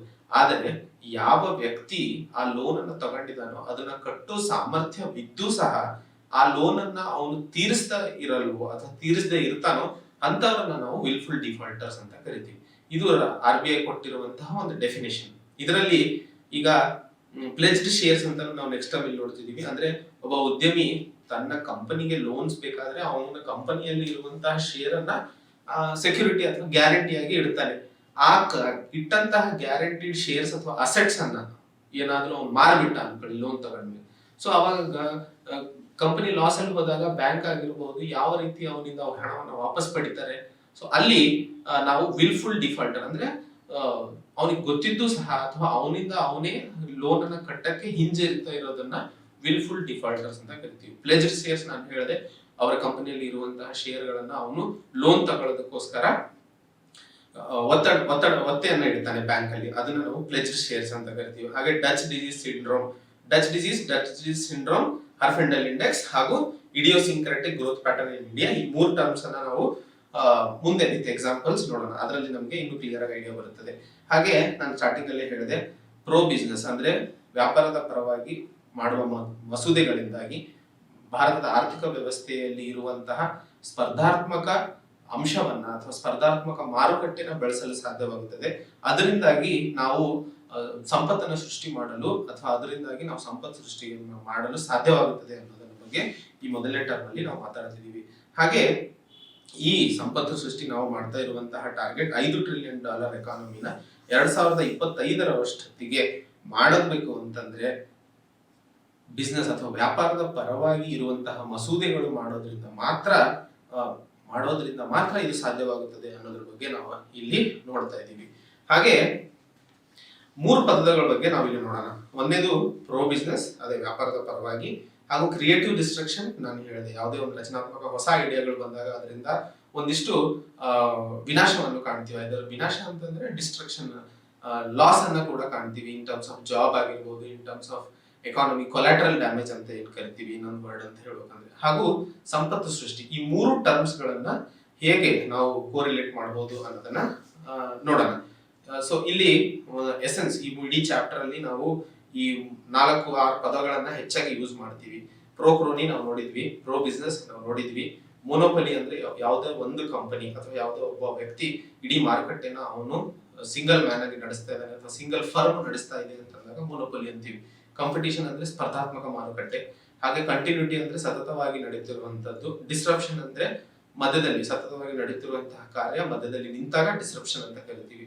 ಹಾಗೆ ಸ್ಟಾಗ್ನೇಷನ್ ಅಂದ್ರೆ ಯಾವುದೇ ಒಂದು ವ್ಯವಹಾರ ನಡಿಬೇಕಾದ್ರೆ ಅಥವಾ ಯಾವುದೇ ಒಂದು ಮಾರುಕಟ್ಟೆಯಲ್ಲಿ ನಡೀತಿರುವಂತಹ ಕಂಪನಿ ಏನಾದ್ರೂ ಸ್ಟಾಗ್ನೇಟ್, ಅದರಲ್ಲಿ ಏನು ಬದಲಾವಣೆಗಳು ಆಗ್ತಿಲ್ಲ ಹೊಸದಾಗಿ, ಅಥವಾ ಸರಿಸುಮಾರು 10-15 ವರ್ಷದಿಂದ ಒಂದೇ ಕೆಲಸ, ಒಂದೇ ತರದ ಪ್ರಾಡಕ್ಟ್ ಔಟ್ಪುಟ್ ಆಗ್ತಾ ಇದೆ, ಮತ್ತೇನು ಅದರಲ್ಲಿ ಹೊಸ ಬದಲಾವಣೆಗಳು, ಹೊಸ ರಚನಾತ್ಮಕ ಇನೋವೇಷನ್ಸ್ ಏನು ಆಗ್ತಾ ಇಲ್ಲ ಅಂತಂದಾಗ ಅದನ್ನು ನಾವು ಸ್ಟಾಗ್ನೇಷನ್ ಅಂತೀವಿ. ಅದೇ ಹೊಸ ಐಡಿಯಾಸ್ ಬಂದಾಗ ಇನೋವೇಷನ್.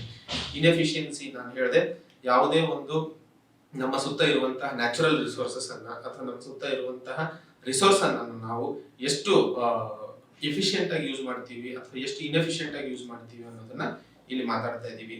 ಹಾಗೆ ನೆಕ್ಸ್ಟ್ ಸ್ಲೈಡ್ ನೋಡೋಣ.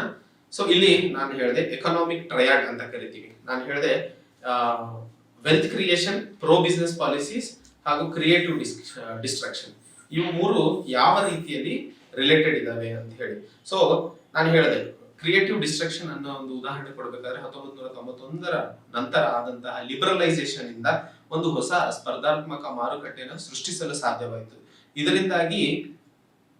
ಇದರಿಂದಾಗಿ ಹೊಸ ಮಾರುಕಟ್ಟೆ ಬಂದಾಗ ಅಂದ್ರೆ ಈ ಬಿಸ್ನೆಸ್ ಗೋಸ್ಕರ ಲಿಬರಲೈಸೇಷನ್ ಮಾಡಲಾಯಿತು.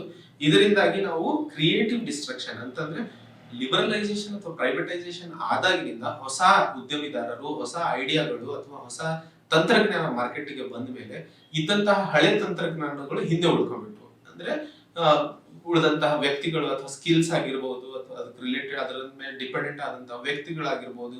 ಈಗ ಒಂದು ಎಕ್ಸಾಂಪಲ್, ಈಗ ಬರೀ ಕಂಪ್ಯೂಟರ್ ಇಂಟ್ರೊಡಕ್ಷನ್ ಇಂದ ಅಥವಾ ಬರೀ ಒಂದು ಕಂಪ್ಯೂಟರ್ ಮಾರುಕಟ್ಟೆಗೆ ಬಂದ ಮೇಲೆ ಎಷ್ಟು ಕೆಲಸಗಳು ರಿಜಿಸ್ಟರ್ ಅಲ್ಲಿ ಬರೆಯುವಂತಹ ಅಥವಾ ಮ್ಯಾನುವಲ್ ಕೆಲಸಗಳು ನಡೀತಿದ್ವು ಅವೆಲ್ಲ ನಿಂತು ಹೋಗ್ಬಿಟ್ಟು. ಸೊ ಯಾರು ಕಂಪ್ಯೂಟರ್ ಕಲ್ತರೋ ಅವರಿಗಷ್ಟೇ ಮತ್ತೆ ಉದ್ಯೋಗ ಅವಕಾಶಗಳು ಸಿಕ್ಕು. ಸೊ ಇದನ್ನ ನಾವು ಕ್ರಿಯೇಟಿವ್ ಡಿಸ್ಟ್ರಕ್ಷನ್ ಅಂತೀವಿ. ಸೊ ಪ್ರೋ ಬಿಸ್ನೆಸ್ ಪಾಲಿಸೀಸ್ ಮಾಡೋದ್ರಿಂದ ಕ್ರಿಯೇಟಿವ್ ಡಿಸ್ಟ್ರಕ್ಷನ್ ಆಯ್ತು. ಕ್ರಿಯೇಟಿವ್ ಡಿಸ್ಟ್ರಕ್ಷನ್ ಅಲ್ಟಿಮೇಟ್ಲಿ ವೆಲ್ತ್, ಸಂಪತ್ತು ಸೃಷ್ಟಿಗೆ ಹೆಲ್ಪ್ ಆಗೇ ಆಗುತ್ತದೆ. ಹಾಗೆ ಇದನ್ನ ನಾವು ಇನ್ನೂ ಇನ್ ಡಿಟೇಲ್ ಆಗಿ ನೋಡಬೇಕು ಅಂತಂದ್ರೆ ಮಾರ್ಕೆಟ್ ಡೈನಾಮಿಕ್ ಅಂದ್ರೆ ಕ್ರಿಯೇಟಿವ್ ಡಿಸ್ಟ್ರಕ್ಷನ್ ಮಾರುಕಟ್ಟೆಯ ಡೈನಮಿಸಮ್ ನ ಹೆಚ್ಚು ಮಾಡಿತು. ಅದನ್ನ ನಾವು ಪೋಸ್ಟ್ ಲಿಬರಲೈಸೇಷನ್ ಅಥವಾ ಲಿಬರಲೈಸೇಷನ್ ಆದ ಪೀರಿಯಡ್ ಅಲ್ಲಿ ನಾವು ಹೆಚ್ಚಾಗಿ ನೋಡ್ತೀವಿ.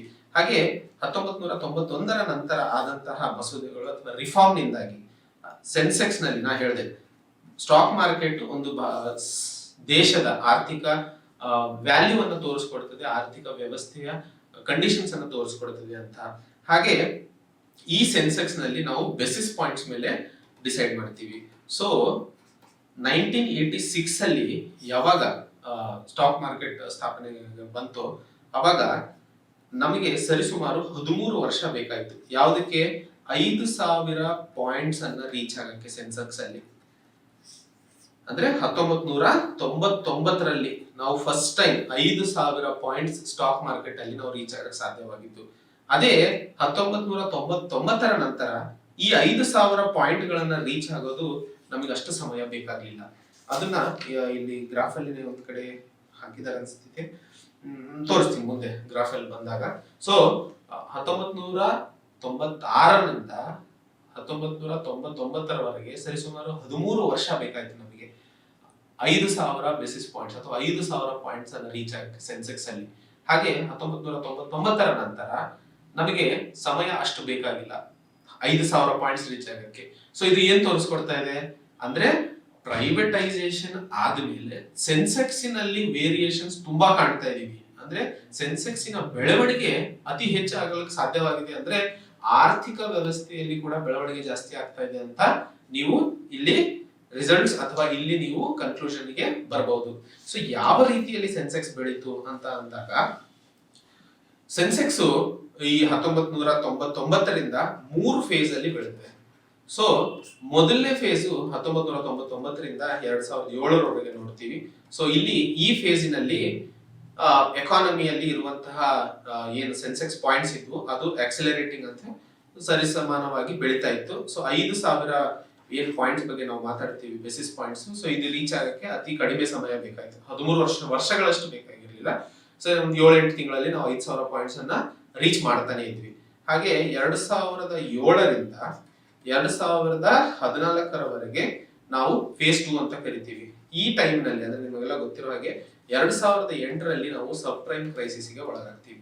ಸೊ ಇದರಿಂದಾಗಿ ಇಡೀ ಪ್ರಪಂಚದ ಆರ್ಥಿಕ ವಹಿವಾಟುಗಳು ಅಥವಾ ಆರ್ಥಿಕ ಚಟುವಟಿಕೆಗಳೇ ಸ್ಲೋ ಆಗಿರ್ತವೆ, ಮೆಲುಕಾಗಿರ್ತವೆ. ಸೊ ಅದರಿಂದಾಗಿ ಭಾರತದಲ್ಲೂ ಸಹ ಸ್ಟಾಕ್ ಮಾರ್ಕೆಟ್ ಅಲ್ಲಿ ನಾವು ಕಡಿತವನ್ನ ಕಾಣ್ತೀವಿ. ಅಂದ್ರೆ ಇಲ್ಲಿ ಸ್ಲೋಲಿ ಇಂಡೆಕ್ಸ್ ಅಲ್ಲಿ ಕಡಿಮೆ ಇದನ್ನ ಕಾಣ್ತೀವಿ, ಸ್ಲೋ ಡೌನ್ ಕಾಣ್ತೀವಿ ಇಂಡೆಕ್ಸ್ ಗ್ರೋತ್ ಅಲ್ಲಿ.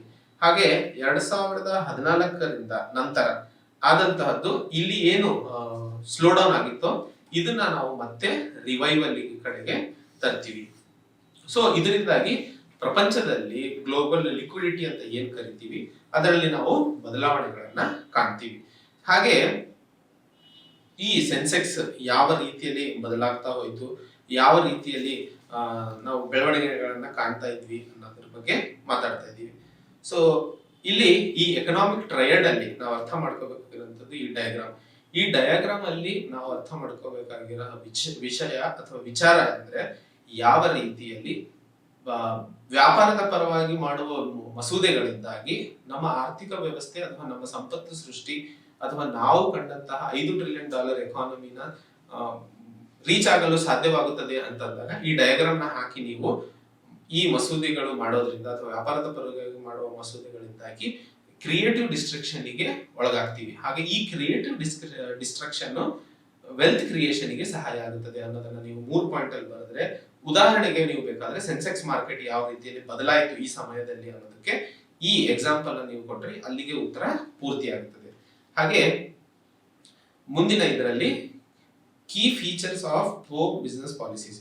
ಇಲ್ಲಿ ಬಿಸ್ನೆಸ್ ಅಥವಾ ವ್ಯಾಪಾರದ ಪರವಾಗಿ ಇರುವಂತಹ ಮಸೂದೆಗಳ ಬಗ್ಗೆ ಮಾತಾಡ್ತಾ ಇದ್ದೀವಿ. ಈ ಮಸೂದೆಗಳಿಂದಾಗಿ ಮಾರುಕಟ್ಟೆಯಲ್ಲಿ ಸ್ವತಂತ್ರವಾದ ಹಾಗೂ ಫೇರ್ ಅಂತ ನ್ಯಾಯವಾದ ಕಾಂಪಿಟಿಷನ್ ಸ್ಪರ್ಧಾತ್ಮವನ್ನ ನಾವು ಕ್ರಿಯೇಟ್ ಮಾಡ್ತೀವಿ. ಸೊ ಇದರಿಂದಾಗಿ ಎಕನಾಮಿಕ್ ಪಾರ್ಟಿಸಿಪೆಂಟ್ಸ್ ಅಂದ್ರೆ ಹೊಸದಾಗಿ ಇನ್ವೆಸ್ಟ್ ಅಥವಾ ಹೊಸದಾಗಿ ಕಂಪನಿ ಶುರು ಮಾಡುತ್ತಾ ಇರುವಂತಹವರಿಗೆ ನ್ಯೂ ಎಂಟ್ರೆಂಟ್ಸ್ ಹಾಗೂ ಇನ್ಕಂಬೆಂಟ್ಸ್ ಮೊದಲೇ ಮಾರುಕಟ್ಟೆಯಲ್ಲಿ ತಮ್ಮ ಶಕ್ತಿಯನ್ನ ಅಥವಾ ತಮ್ಮ ಸ್ಥಾನವನ್ನ ಮಾಡಿಕೊಂಡವರಿಗೆ ಇನ್ಕಂಬೆಂಟ್ಸ್ ಅಂತೀವಿ. ಸೊ ಅವರಿಬ್ಬರಿಗೂ ಸಹ ಸರಿಸಮಾನವಾದ ನ್ಯಾಯಯುತವಾದ ಮಾರುಕಟ್ಟೆ ಅಥವಾ ಸ್ಪರ್ಧಾತ್ಮಕ ಮಾರುಕಟ್ಟೆಯನ್ನ ರಚಿಸಲು ಸಾಧ್ಯವಾಗುತ್ತದೆ. ಸೊ ಪ್ರೋ ಬಿಸಿನೆಸ್ ಪಾಲಿಸಿಯಿಂದ ಪ್ರಮೋಟ್ ಆಗುವಂತದ್ದು free and fair competitive environment for both incumbents and new entrants ಅಂತ ಹೇಳ್ತಾ ಇದ್ದೀವಿ. ಹಾಗೆ ಈ ಬಿಸ್ನೆಸ್ ಪಾಲಿಸಿ ಅಂದ್ರೆ ಪ್ರೋ ಬಿಸ್ನೆಸ್ ಪಾಲಿಸಿಗೂ ಹಾಗೂ ಕ್ರಿಯೇಟಿವ್ ಡಿಸ್ಟ್ರಕ್ಷನ್ಗೂ ಇರುವಂತಹ ಸಂಬಂಧ ಅಥವಾ ಇವೆರಡರ ಮಧ್ಯೆ ಇರುವಂತಹ ರಿಲೇಷನ್ ಅನ್ನ ನಾವು ಒಂದಿಷ್ಟು ನೋಡೋಣ. ಈಗ ನಾವು ಮೊದಲಿಗೆ ನೋಡಿದ್ವಿ ಸರಿಸುಮಾರು 1986ರಿಂದ ಯಾವಾಗ ಸೆನ್ಸೆಕ್ಸ್ ಜಾರಿಗೆ ಬಂತು 90ರವರೆಗೂ ಅಥವಾ 97ರವರೆಗೂ 1986ರಿಂದ 1997ರವರೆಗೂ ಕಂಪನಿಗಳು ಯಾವ ಲಿಸ್ಟ್ ಆಗ್ತಿದ್ವು ಅವು ತುಂಬಾ ವರ್ಷ ಹಾಗೆ ಲಿಸ್ಟೆಡ್ ಆಗಿ ಇರ್ತಿದ್ವು. ಆದ್ರೆ ನಾವು 96ರಿಂದ 97ರ ಮಧ್ಯ ಯಾವ್ಯಾವ ಕಂಪನೀಸ್ ಬಂದ್ವು ಅಥವಾ ಲಿಸ್ಟ್ ಆದವು ಅದೇ ಕಂಪನೀಸ್ ಅನ್ನು ನಾವು 2006ರಲ್ಲಿ ನೋಡಿದಾಗ 97ರಲ್ಲಿ ಇದ್ದಂತಹ ಕಂಪನಿಗಳ ಅರ್ಧದಷ್ಟು ಕಂಪನಿಗಳು ಮಾತ್ರ 2006ರಲ್ಲಿ ಉಳ್ಕೊಂಡಿದ್ವು. ಇದು ಯಾಕೆ ಹಿಂಗಾಯ್ತು? ಎಲ್ಲಿ ಹೋದ್ವು ಉಳಿದ ಕಂಪನಿಗಳು ಅಂದ್ರೆ 91ರಲ್ಲಿ ಆದಂತಹ ಲಿಬರಲೈಸೇಷನ್ ಇಂದಾಗಿ ಹೆಚ್ಚು ಐಡಿಯಾಸ್, ಹೆಚ್ಚು ಇನ್ವೆಸ್ಟರ್ಸ್, ಹೊಸ ಪ್ರೈವೇಟೈಸೇಷನ್ ಕಂಪನೀಸ್ ಬರೋದ್ರಿಂದ ಹಳೆ ಟೆಕ್ನಾಲಜಿ ಅಥವಾ ಹಳೆ ಇನ್ಎಫಿಷಿಯಂಟ್ ಇರುವಂತಹ ಕಂಪನಿಗಳು ಕಾಂಪಿಟೇಷನ್ ಇಂದ ಹೊರಗೆ ಹೋಗ್ಬಿಡ್ತವೆ. ನಾ ಹೇಳಿದೆ ಮಾರುಕಟ್ಟೆಯ ರಚನಾತ್ಮಕ ಐಡಿಯಾಸ್ಗೆ ಅಥವಾ ಮಾರುಕಟ್ಟೆಯಲ್ಲಿ ಇರುವಂತಹ ಡೈನಮಿಕ್ ಐಡಿಯಾಸ್ ಡೈನಮಿಸಮಿಗೆ ಯಾವ ಕಂಪನಿಗಳು ಹೊಂದ್ಕೋತಾವೋ ಅವು ಅಷ್ಟೇ ಆರ್ಥಿಕ ವ್ಯವಸ್ಥೆಯಲ್ಲಿ ಉಳ್ಕೊಳ್ಳಕ್ ಸಾಧ್ಯ. ಇಲ್ಲ ಅಂತಂದ್ರೆ ಅವು ಕಿಕ್ಔಟ್ ಅಂದ್ರೆ ಹೊರ ಹೋಗ್ಬಿಡ್ತಾವ, ಒಂದು ಹೊರಗೆ ಹಾಕ್ಬಿಡ್ತಾರೆ. Obviously competition survival of fittest ನಮ್ಗೆ ಗೊತ್ತಿದೆ. ಥಿಯರಿ ಆಫ್ ನಾವು ಹೇಳ್ತೀವಿ ಅಡಾಪ್ಟೇಷನ್, ಯಾವ ಸಮಯಕ್ಕೆ ತಕ್ಕ ಹಾಗೆ ಅಥವಾ ಕಾಲಕ್ಕೆ ಅನುಗುಣವಾಗಿ ಯಾರು ಅದಕ್ಕೆ ಹೊಂದ್ಕೋತಾರೋ ಅವರಷ್ಟೇ ಉಳ್ಕೊಳಕ್ ಸಾಧ್ಯ. ಅದೇ ರೀತಿಯಲ್ಲಿ ಮಾರುಕಟ್ಟೆಯಲ್ಲೂ ಸಹ ಇದನ್ನ ನಾವು ಕಂಡ್ವಿ.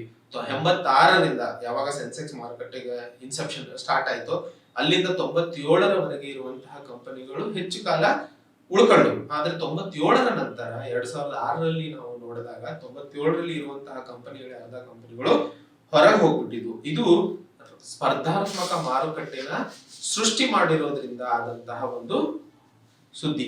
ಸೊ ಇದರಿಂದಾಗಿ ನಾವು 2 ಪಾಯಿಂಟ್ಸ್ ಅನ್ನ ಕನ್ಕ್ಲೂಡ್ ಮಾಡಬಹುದು. ಒಂದು, ಪ್ರತಿ 5 ವರ್ಷಕ್ಕೆ ಅಥವಾ ಪ್ರತಿ 5 ವರ್ಷಕ್ಕೆ ನಾವು ಸ್ಟಾರ್ಟಿಂಗ್ ಅಲ್ಲೇ ಮಾತಾಡಿದೆ, ಪ್ರತಿ 5 ವರ್ಷಕ್ಕೆ 1/3ರಷ್ಟು ಕಂಪನಿಗಳು ಅಂದ್ರೆ ಇದನ್ನ ನಾವು ಮಾತಾಡ್ಬೇಕು ಅಂತಂದ್ರೆ ಯಾವ ರೀತಿಯಲ್ಲಿ ಹೇಳ್ಬೋದು ಅಂದ್ರೆ ಸರಿಸುಮಾರು 12 ವರ್ಷ ಒಂದು ಕಂಪನಿ ಲಿಸ್ಟ್ ಆಯ್ತು ಅಂತಂದ್ರೆ ಸರಿಸುಮಾರು ಈಗ ಇರುವಂತಹದ್ದು 12 ವರ್ಷ ಅದು ಉಳ್ಕೊಳಕ್ ಸಾಧ್ಯ. ಅದೇ 97ರ ನಂತರ ಬಂದಂತಹದ್ದು. ಅದಕ್ಕಿಂತ ಮುಂಚೆ ಅಂದ್ರೆ 96ರಿಂದ 97ರ ಮಧ್ಯದಲ್ಲಿ ಯಾವ್ದಾದ್ರು ಕಂಪನಿ ಎಸ್ಟಾಬ್ಲಿಷ್ ಆಯ್ತು ಅಂದ್ರೆ ಅದು ಸುಮಾರು 60 ವರ್ಷಗಳ ಕಾಲ ಉಳ್ಕೊಳ್ಳುವ ಸಾಧ್ಯತೆಗಳಿದ್ವು. ಸೊ ಅದರ ಮಟ್ಟಕ್ಕೆ 5 ವರ್ಷಕ್ಕೆ ಒಮ್ಮೆ ಸರಿಸುಮಾರು 1/3ರಷ್ಟು ಕಂಪನಿಗಳು ಇಂಡೆಕ್ಸ್ ಇಂದ ಹೊರ ಹೋಗುತ್ತಿವೆ. ಅದನ್ನ ನಾವು ಅರ್ಥ ಮಾಡ್ಕೋಬೇಕು. ಅದೇ ರೀತಿಯಲ್ಲಿ ಇದರಿಂದಾಗಿ ಈಗ ಈ ಕಂಪನಿಗಳು ಹೊರ ಹೋಗ್ತಿದಾವೆ. ಹೌದು, ಈ ಹೊರ ಹೋಗೋದ್ರಿಂದ ಅಂದ್ರೆ ಇದು ನೆಗೆಟಿವ್ ಟರ್ಮ್. ಯಾಕಂದ್ರೆ ಒಂದು ಕಂಪನಿ ಇನ್ವೆಸ್ಟ್ ಮಾಡ್ತಾ ಇದ್ದಾರೆ, ಹೊಸದಾಗಿ ಕಂಪನಿಗಳು ಪರ್ಫಾರ್ಮ್ ಆಗ್ತಿದಾವೋ ಇಲ್ವೋ, ಅಟ್ಲೀಸ್ಟ್ ವ್ಯವಹಾರ ಬೆಳಿಬೇಕು ಅಂದ್ರೆ ಕಂಪನಿಗಳು ಇರಬೇಕು ಅಂತ ನಮ್ಮಲ್ಲಿ ಒಂದು ಆಲೋಚನೆ ಇರ್ತದೆ. ಆದ್ರೆ ಕಂಪನಿಗಳು ಹೊರ ಹೋಗ್ತಿರೋದು ಯಾವ ರೀತಿಯಲ್ಲಿ ಸಂಪತ್ತು ಸೃಷ್ಟಿಗೆ ಹೆಲ್ಪ್ ಆಗುತ್ತದೆ ಅನ್ನೋದ್ರ ಬಗ್ಗೆ ನಿಮ್ಮಲ್ಲಿ ಒಂದು ಪ್ರಶ್ನೆ ಇರಬಹುದು. ಸೊ ಇದಕ್ಕೆ ಒಂದಿಷ್ಟು ಪಾಯಿಂಟ್ಸ್ ಇದಾವೆ. ಇದಕ್ಕೆ ಮೇನ್ಸ್ ಕ್ವಶನ್ ಅಲ್ಲೂ ಸಹ ಕೇಳಬಹುದು. ಯಾಕಂದ್ರೆ ಇದು ಎಕನಾಮಿಕ್ ಸರ್ವೆಯಲ್ಲಿ ತುಂಬಾ ಇಂಪಾರ್ಟೆಂಟ್ ಪಾಯಿಂಟ್ ಕೊಟ್ಟಿರುವಂತದ್ದು. ಯಾವ ರೀತಿಯಲ್ಲಿ ಕಂಪನಿಗಳು ಸೆನ್ಸೆಕ್ಸ್ ಇಂದ ಹೊರ ಹೋಗೋದ್ರಿಂದ ಭಾರತದ ಆರ್ಥಿಕ ವ್ಯವಸ್ಥೆಗೆ ಲಾಭ ಆಗಲಿದೆ ಅನ್ನೋದು, ಅಥವಾ ಯಾವ ರೀತಿ ಲಾಭ ಆಗುತ್ತದೆ ಅಂತ ನಿಮ್ಗೆ ಅನಿಸ್ತಾ ಇದೆ ಅಂತ ಹೇಳಿ ಮೇನ್ಸ್ ಅಲ್ಲೂ ಕೇಳಬಹುದು, ಹಾಗೂ ಇಂಟರ್ವ್ಯೂ ಅಲ್ಲೂ ಈ ಪ್ರಶ್ನೆ ಕೇಳುವ ಸಾಧ್ಯತೆಗಳಿದೆ. ಅಂದ್ರೆ ಇಲ್ಲಿ ಅರ್ಥ ಮಾಡ್ಕೋಬೇಕಾಗಿರೋದು, ಒಂದು ಮೊನೊಪೊಲಿಸ್ಟಿಕ್ ಕಂಪನಿ. ಮೊನೊಪೊಲಿಸ್ಟಿಕ್ ಅಂತಂದ್ರೆ ನಾವು ಆ ಪದವನ್ನು ನೋಡಿದ್ವಿ. ಯಾವುದೇ ಮಾರುಕಟ್ಟೆಯಲ್ಲಿ ಒಬ್ಬ ವ್ಯಕ್ತಿ ಅಥವಾ ಒಂದು ಕಂಪನಿ ತಮ್ಮ ಹತೋಟಿ ಅಥವಾ ತಮ್ಮ ಪವರ್ ಅನ್ನ ಉಳಿಸ್ಕೊಂಡ್ಬಿಡ್ತು, ಬೇರೆ ಯಾರಿಗೂ ಬೆಳೆಯಕ್ ಬಿಡಲ್ಲ ಅಂದ್ರೆ ಅದು ಮೊನೊಪೊಲಿಸ್ಟಿಕ್. ಸೊ ಆ ತರದ್ ಒಂದು ಕಂಪನಿ ಹೋಗಿ ಇನ್ನೊಂದು ಅದೇ ತರದ ಕಂಪನಿ ಬಂದ್ರೆ ಏನು ಲಾಭ ಇಲ್ಲ. ಸೊ ಇಂಡಿಯನ್ ಸಿನಾರಿಯೋದಲ್ಲಿ ಅಥವಾ ಭಾರತದ ಸಿನಾರಿಯೋದಲ್ಲಿ ಸೆನ್ಸೆಕ್ಸ್ ಅಲ್ಲಿ ಚೆಕ್ ಮಾಡಿದಾಗ ಕ್ರಿಯೇಟಿವ್ ಡಿಸ್ಟ್ರಕ್ಷನ್ ಇಂದ ಒಂದು ಮಾರುಕಟ್ಟೆಯಲ್ಲಿ ಡೈನಮಿಸಮ್ ನ ಹುಟ್ಟಿಸಕ್ ಸಾಧ್ಯವಾಯಿತು.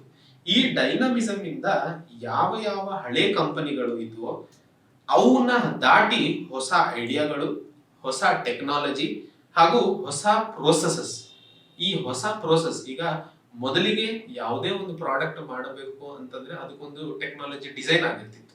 ಆ ಟೆಕ್ನಾಲಜಿ ಡಿಸೈನ್ ಅನ್ನ ದಾಟಿ ಹೊಸ ಡಿಸೈನ್ ಅಥವಾ ಹೊಸ ಪ್ರೋಸೆಸ್ ತಂದಾಗ ಆಬ್ವಿಯಸ್ಲಿ ಎಫಿಷಿಯಂಟ್ ಪ್ರೊಸೆಸಿಂಗ್ ಆಗುತ್ತದೆ. ಸೊ ಈ ತರ ಹೊಸ ಐಡಿಯಾ, ಹೊಸ ಟೆಕ್ನಾಲಜಿ, ಹೊಸ ಪ್ರೋಸೆಸಸ್ ಬರೋದ್ರಿಂದ ಹೊಸ ಹಳೆ ಪ್ಲೇಯರ್ಸ್ ಏನಿದ್ರು ಅವರಿಗೆ ನಷ್ಟವನ್ನ, ಅಥವಾ ಮಾರ್ಕೆಟ್ ಅಲ್ಲಿ ಯಾವುದೇ ಬಿಸ್ನೆಸ್ ಆಗಲಿ ಅದು ಮಾಡೋದೇನಕ್ಕೆ, ಪ್ರಾಫಿಟಿನ ಲಾಭದ ಆಸೆಯೊಂದಿಗೆ. ಸೊ ಆ ಪ್ರಾಫಿಟ್ ಮಾರ್ಜಿನ್ ಅಲ್ಲಿ ಕಮ್ಮಿ ಆದಾಗ ಆಟೋಮೆಟಿಕಲಿ ಆ ಕಂಪನಿ ಹೊರಗೆ ಹೋಗ್ಬಿಡ್ತದೆ.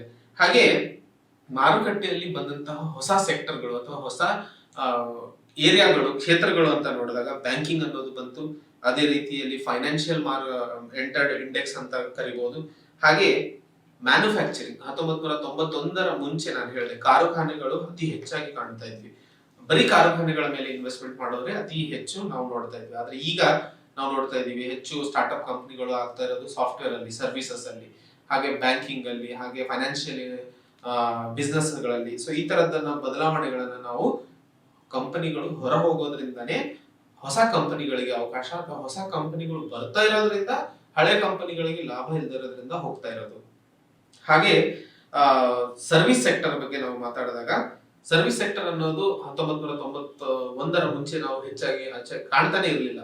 ಆದ್ರೆ 91 ನಂತರ ಸರ್ವಿಸ್ ಸೆಕ್ಟರ್ ಕೂಡ ಸೆನ್ಸೆಕ್ಸ್ ಅಲ್ಲಿ ಲಿಸ್ಟ್ ಆಗಲು ಸಾಧ್ಯವಾಯಿತು. ಹಾಗೆ ಭಾರತದ ಆರ್ಥಿಕ ವ್ಯವಸ್ಥೆ ಇನ್ನೊಂದು ಮಟ್ಟಕ್ಕೆ ರೀಚ್ ಆಗಲು ಸಾಧ್ಯವಾಗಿದ್ದೇ ಲಿಬರಲೈಸೇಷನ್ ಇಂದಾಗಿ. ಅದನ್ನ ನಾವು ಮರೆಯೋ ಹಾಗಿಲ್ಲ. ಸೊ ಲಿಬರಲೈಸೇಷನ್ ಅತಿ ಮುಖ್ಯವಾದ ಪಾತ್ರ ಭಾರತದ ಆರ್ಥಿಕ ವ್ಯವಸ್ಥೆಯಲ್ಲಿ ಹಾಗೂ ಭಾರತದ ಆರ್ಥಿಕ ಬದಲಾವಣೆಯಲ್ಲಿ ಸಾಧ್ಯವಾಯಿತು. ಅದೇ ರೀತಿಯಲ್ಲಿ ನಾವು ಇನ್ನೊಂದು ಇಲ್ಲಿ ಮಾತಾಡ್ತಾ ಇದ್ವಿ ಮಾರುಕಟ್ಟೆ ಅಥವಾ ಮಾರ್ಕೆಟ್ ಕ್ಯಾಪಿಟಲೈಸೇಷನ್ ಬಗ್ಗೆ, ಮಾರುಕಟ್ಟೆಯಲ್ಲಿ ಇರುವಂತಹ ಆರ್ಥಿಕ ವ್ಯಾಲ್ಯೂ ಏನಿದೆ ಅನ್ನೋದ್ರ ಬಗ್ಗೆ. ಸೊ ಇಲ್ಲಿ ನಾವು ಅರ್ಥ ಮಾಡ್ಕೋಬೇಕಾಗಿದ್ದು ಫೈನಾನ್ಷಿಯಲ್ ಅಂಡ್ ಇನ್ಫಾರ್ಮೇಶನ್ ಟೆಕ್ನಾಲಜಿ ಅಂತ ಏನು ಅಂದ್ರೆ IT ಸೆಕ್ಟರ್ ಅಂತ ನಾವೇನು ಕರಿತೀವಿ, ಇವೆಲ್ಲವೂ 90 ಮುಂಚೆ ಸೆನ್ಸೆಕ್ಸ್ ನಲ್ಲಿ ಯಾವುದೇ ರೀತಿಯಲ್ಲಿ ಕಾಣ್ತಾ ಇರಲಿಲ್ಲ. ಆದರೆ ಇವತ್ತು 90 ನಂತರ ಸರಿಸುಮಾರು 50% ಮಾರ್ಕೆಟ್ ಅಥವಾ ನಮ್ಮ 50% GDP ಏನಿದೆ ಅದು ನಮಗೆ ಸರ್ವಿಸ್ ಸೆಕ್ಟರ್ ಇಂದ ಸಿಗುತ್ತದೆ ಅನ್ನೋದನ್ನ ಗಮನದಲ್ಲಿ ಇಟ್ಕೋಬೇಕು. ಆದ್ರೆ ಇದು ಆಗ್ತಿದ್ದಿಲ್ಲ ಅಂತಂದ್ರೆ ಇಷ್ಟು ಗ್ರೋತ್ ಕಾಣ್ತಾ ಇರಲಿಲ್ಲ ಅನ್ನೋದು. ಸೊ ಇದು ಸರ್ವಿಸ್ ಸೆಕ್ಟರ್ ಅನ್ನೋದು ಮಾರುಕಟ್ಟೆಯ ಒಂದು ಅವಿಭಾಜ್ಯ ಅಂಗವಾಗಿ ಹೋಗಿದೆ. ಅದರಿಂದಾಗಿ ಕ್ರಿಯೇಟಿವ್ ಡಿಸ್ಟ್ರಕ್ಷನ್ ಅಂತ ಏನ್ ಮಾತಾಡ್ತೀವಿ, ರಚನಾತ್ಮಕ ಲಾಸ್ ಏನಿದೆ ಅದು ಹೊಸ ಟೆಕ್ನಾಲಜಿಯಿಂದ, ಹೊಸ ಪ್ರಾಡಕ್ಟ್ಸ್ ಇಂದ ಅಲ್ಟಿಮೇಟ್ಲಿ ಅದು ಕನ್ಸ್ಯೂಮರ್ಸಿಗೆ, ಯಾರು ನಾವು ಕನ್ಸ್ಯೂಮರ್ಸ್ ಇದೀವೋ ಅವರಿಗೆ ಅದು ಲಾಭ ಕೊಡುತ್ತದೆ ಅನ್ನೋದನ್ನ ನಾವು ಮರಿಬಾರ್ದು ಇಲ್ಲಿ. ಹಾಗೆ ಇಂಡಿಯಾ, ನಾನು ಹೇಳಿದೆ ಇಡಿಯೋಸಿಂಕ್ರಟಿಕ್ ಗ್ರೋತ್ ಪ್ಯಾಟರ್ನ್ ಅನ್ನೋದನ್ನ ನಾವು ನೋಡಿದ್ವಿ. ಅದಕ್ಕಿಂತ ಮುಂಚೆ ಹೇಳಿದೆ ರಚನಾತ್ಮಕ ಅಥವಾ ಮಾರುಕಟ್ಟೆಯ ಪರವಾಗಿ ಇರುವಂತಹ ಮಸೂದೆಗಳಿಂದ ಆಗುವಂತಹ ಲಾಭಗಳು ಏನು ಅಂತಂದ್ರೆ ಈ 4 ಪಾಯಿಂಟ್ಸ್ ಅನ್ನ ನಾವು ಹೇಳ್ಬೋದು. ಒಂದು ಲೆವೆಲ್ ಪ್ಲೇಯಿಂಗ್ ಫೀಲ್ಡ್, ಹಳೆ ಪ್ಲೇಯರ್ಸಿಗೂ ಹಾಗೂ ಹೊಸದಾಗಿ ಬರುವಂತಹ ಪ್ಲೇಯರ್ಸಿಗೂ ಒಂದು ಸಮಾನವಾದ ಗ್ರೌಂಡ್ ಸಿಗುತ್ತದೆ, where they can fight with each other or they can work together. ಹಾಗೆ ಸಂಪತ್ತು ಸೃಷ್ಟಿ ನಿಯತ್ತಾಗಿ ನಾವು ಅಥವಾ ಎಥಿಕಲಿ ನಾವು ಸಂಪತ್ತು ಸೃಷ್ಟಿ ಮಾಡಲು ಸಾಧ್ಯವಾಗುತ್ತದೆ. ಹಾಗೆ ಸ್ಪರ್ಧಾತ್ಮಕ ಮಾರುಕಟ್ಟೆಯನ್ನು ಸೃಷ್ಟಿಸಲು ಕಾರಣವಾಗುತ್ತದೆ. ಹಾಗೂ ಆರ್ಥಿಕ ಎಫಿಷಿಯನ್ಸಿನ ಹೆಚ್ಚಿಸಲು ಪ್ರೋ ಬಿಸ್ನೆಸ್ ಪಾಲಿಸಿ ತುಂಬಾ ಅವಶ್ಯಕತೆ ಅನ್ನೋದು ಹೇಳ್ತಾ ಇದೀವಿ. ಸೊ ಪ್ರೋ ಬಿಸ್ನೆಸ್ ಅಥವಾ ಮಾರುಕಟ್ಟೆಯ ಪರವಾಗಿ ಮಸೂದೆಗಳು ಮಾಡೋದ್ರಿಂದ ಯಾವ ರೀತಿಯ ಲಾಭಗಳು ಆಗ್ತವೆ ಅಂತಂದ್ರೆ ಈ 4 ಪಾಯಿಂಟ್ಸ್ ಅನ್ನ ನಾವು ಉತ್ತರದಲ್ಲಿ ಬರೀಬೇಕಾಗುತ್ತದೆ. ಹಾಗೆ ಪ್ರೋ ಕ್ರೋನಿಯಿಂದ ಆಗುವಂತಹ ನಷ್ಟಗಳೇನು ಅಥವಾ ಪಾರ್ಶಾಲಿಟಿ ಪರವಾಗಿ ಮಾಡುವಂತಹ ಅಥವಾ ಪಾರ್ಷಿಯಲ್ ಆಗಿ ಮಾಡುವಂತಹ ಮಸೂದೆಗಳಿಂದ ಆಗುವ ನಷ್ಟಗಳೇನು ಅಥವಾ ಇದರಿಂದಾಗಿ ಯಾವ ರೀತಿಯಲ್ಲಿ ದೇಶದ ಆರ್ಥಿಕ ಹಿಂಜರಿಕೆ ಆಗಲು ಸಾಧ್ಯವಿದೆ, ಯಾವ ರೀತಿ ಇದು ಎಫೆಕ್ಟ್ ಆಗ್ತದೆ ಅಂದ್ರೆ ಸೇಮ್ ಅದಕ್ಕೆ ಆಪೋಸಿಟ್ ಬಿಸ್ನೆಸ್ ಇಂದ ಅನ್ಫೇರ್ ಮಾರ್ಕೆಟ್ ಕಾಂಪಿಟೇಷನ್ ಅಂದ್ರೆ ಅನ್ಎಥಿಕಲ್ ಮಾರ್ಕೆಟ್ ಅಲ್ಲಿ ಕಾಂಪಿಟೇಷನ್ ಬೆಳೆದಂಗ ಆಗುತ್ತೆ. ವೆಲ್ತ್ ಕ್ರಿಯೇಷನ್ ಅಂದ್ರೆ ಸಂಪತ್ತು ಸೃಷ್ಟಿ ಮಾಡುವ ನಮ್ಮ ಏನು ಧ್ಯೇಯ ಇದೆ ಅದು ಇನ್ನು ರೀಚ್ ಆಗಲು ಸಾಧ್ಯವಾಗೋದಿಲ್ಲ. ಹಾಗೂ ಇನ್ಎಫಿಷಿಯನ್ಸಿ ನಮ್ಮಲ್ಲಿ ಇರುವಂತಹ ರಿಸೋರ್ಸಸ್ ಅನ್ನು ಯೂಸ್ ಮಾಡಿ ಯಾವ ರೀತಿಯಲ್ಲಿ ಬೆಸ್ಟ್ ಯೂಸ್ ಮಾಡಕ್ಕೆ ಅಥವಾ ಕ್ರಿಯೇಟ್ ಮಾಡಕ್ಕೆ ಸಾಧ್ಯವಾಗುತ್ತದೋ ಅಲ್ಲಿ ಕೂಡ ನಾವು ಫೇಲ್ ಆಗ್ತೀವಿ. ಹಾಗೂ ಆರ್ಥಿಕ ವ್ಯವಸ್ಥೆಯಲ್ಲಿ ಅಥವಾ ಇನ್ಕಮ್ ಇನ್ಇಕ್ವಾಲಿಟಿ ಅಂತ ಏನ್ ಕರಿತೀವಿ, ಇನ್ಕಮ್ ಇನ್ಇಕ್ವಾಲಿಟಿ ಆಗೋದು ಕೂಡ ಹೆಚ್ಚಾಗುತ್ತದೆ. ಹಾಗೂ ಸಾಮಾಜಿಕ ಬದಲಾವಣೆ ಅಥವಾ ಸಾಮಾಜಿಕ ಒಳಿತಿಗೆ ಖರ್ಚು ಮಾಡುವಂತಹ ಹಣ, ಯಾಕಂದ್ರೆ ದುಡ್ಡು ಮಾಡ್ಕೊಂತ ಹೋಗ್ತಾರೆ, ಯಾರಿಗೆ ಶಕ್ತಿ ಇದೆ ಅವರು ಹಣವನ್ನ ಮಾಡ್ಕೊಂಡು ಅವರು ಇದ್ದು ಬೆಳೀತಾ ಹೋಗ್ತಾರೆ.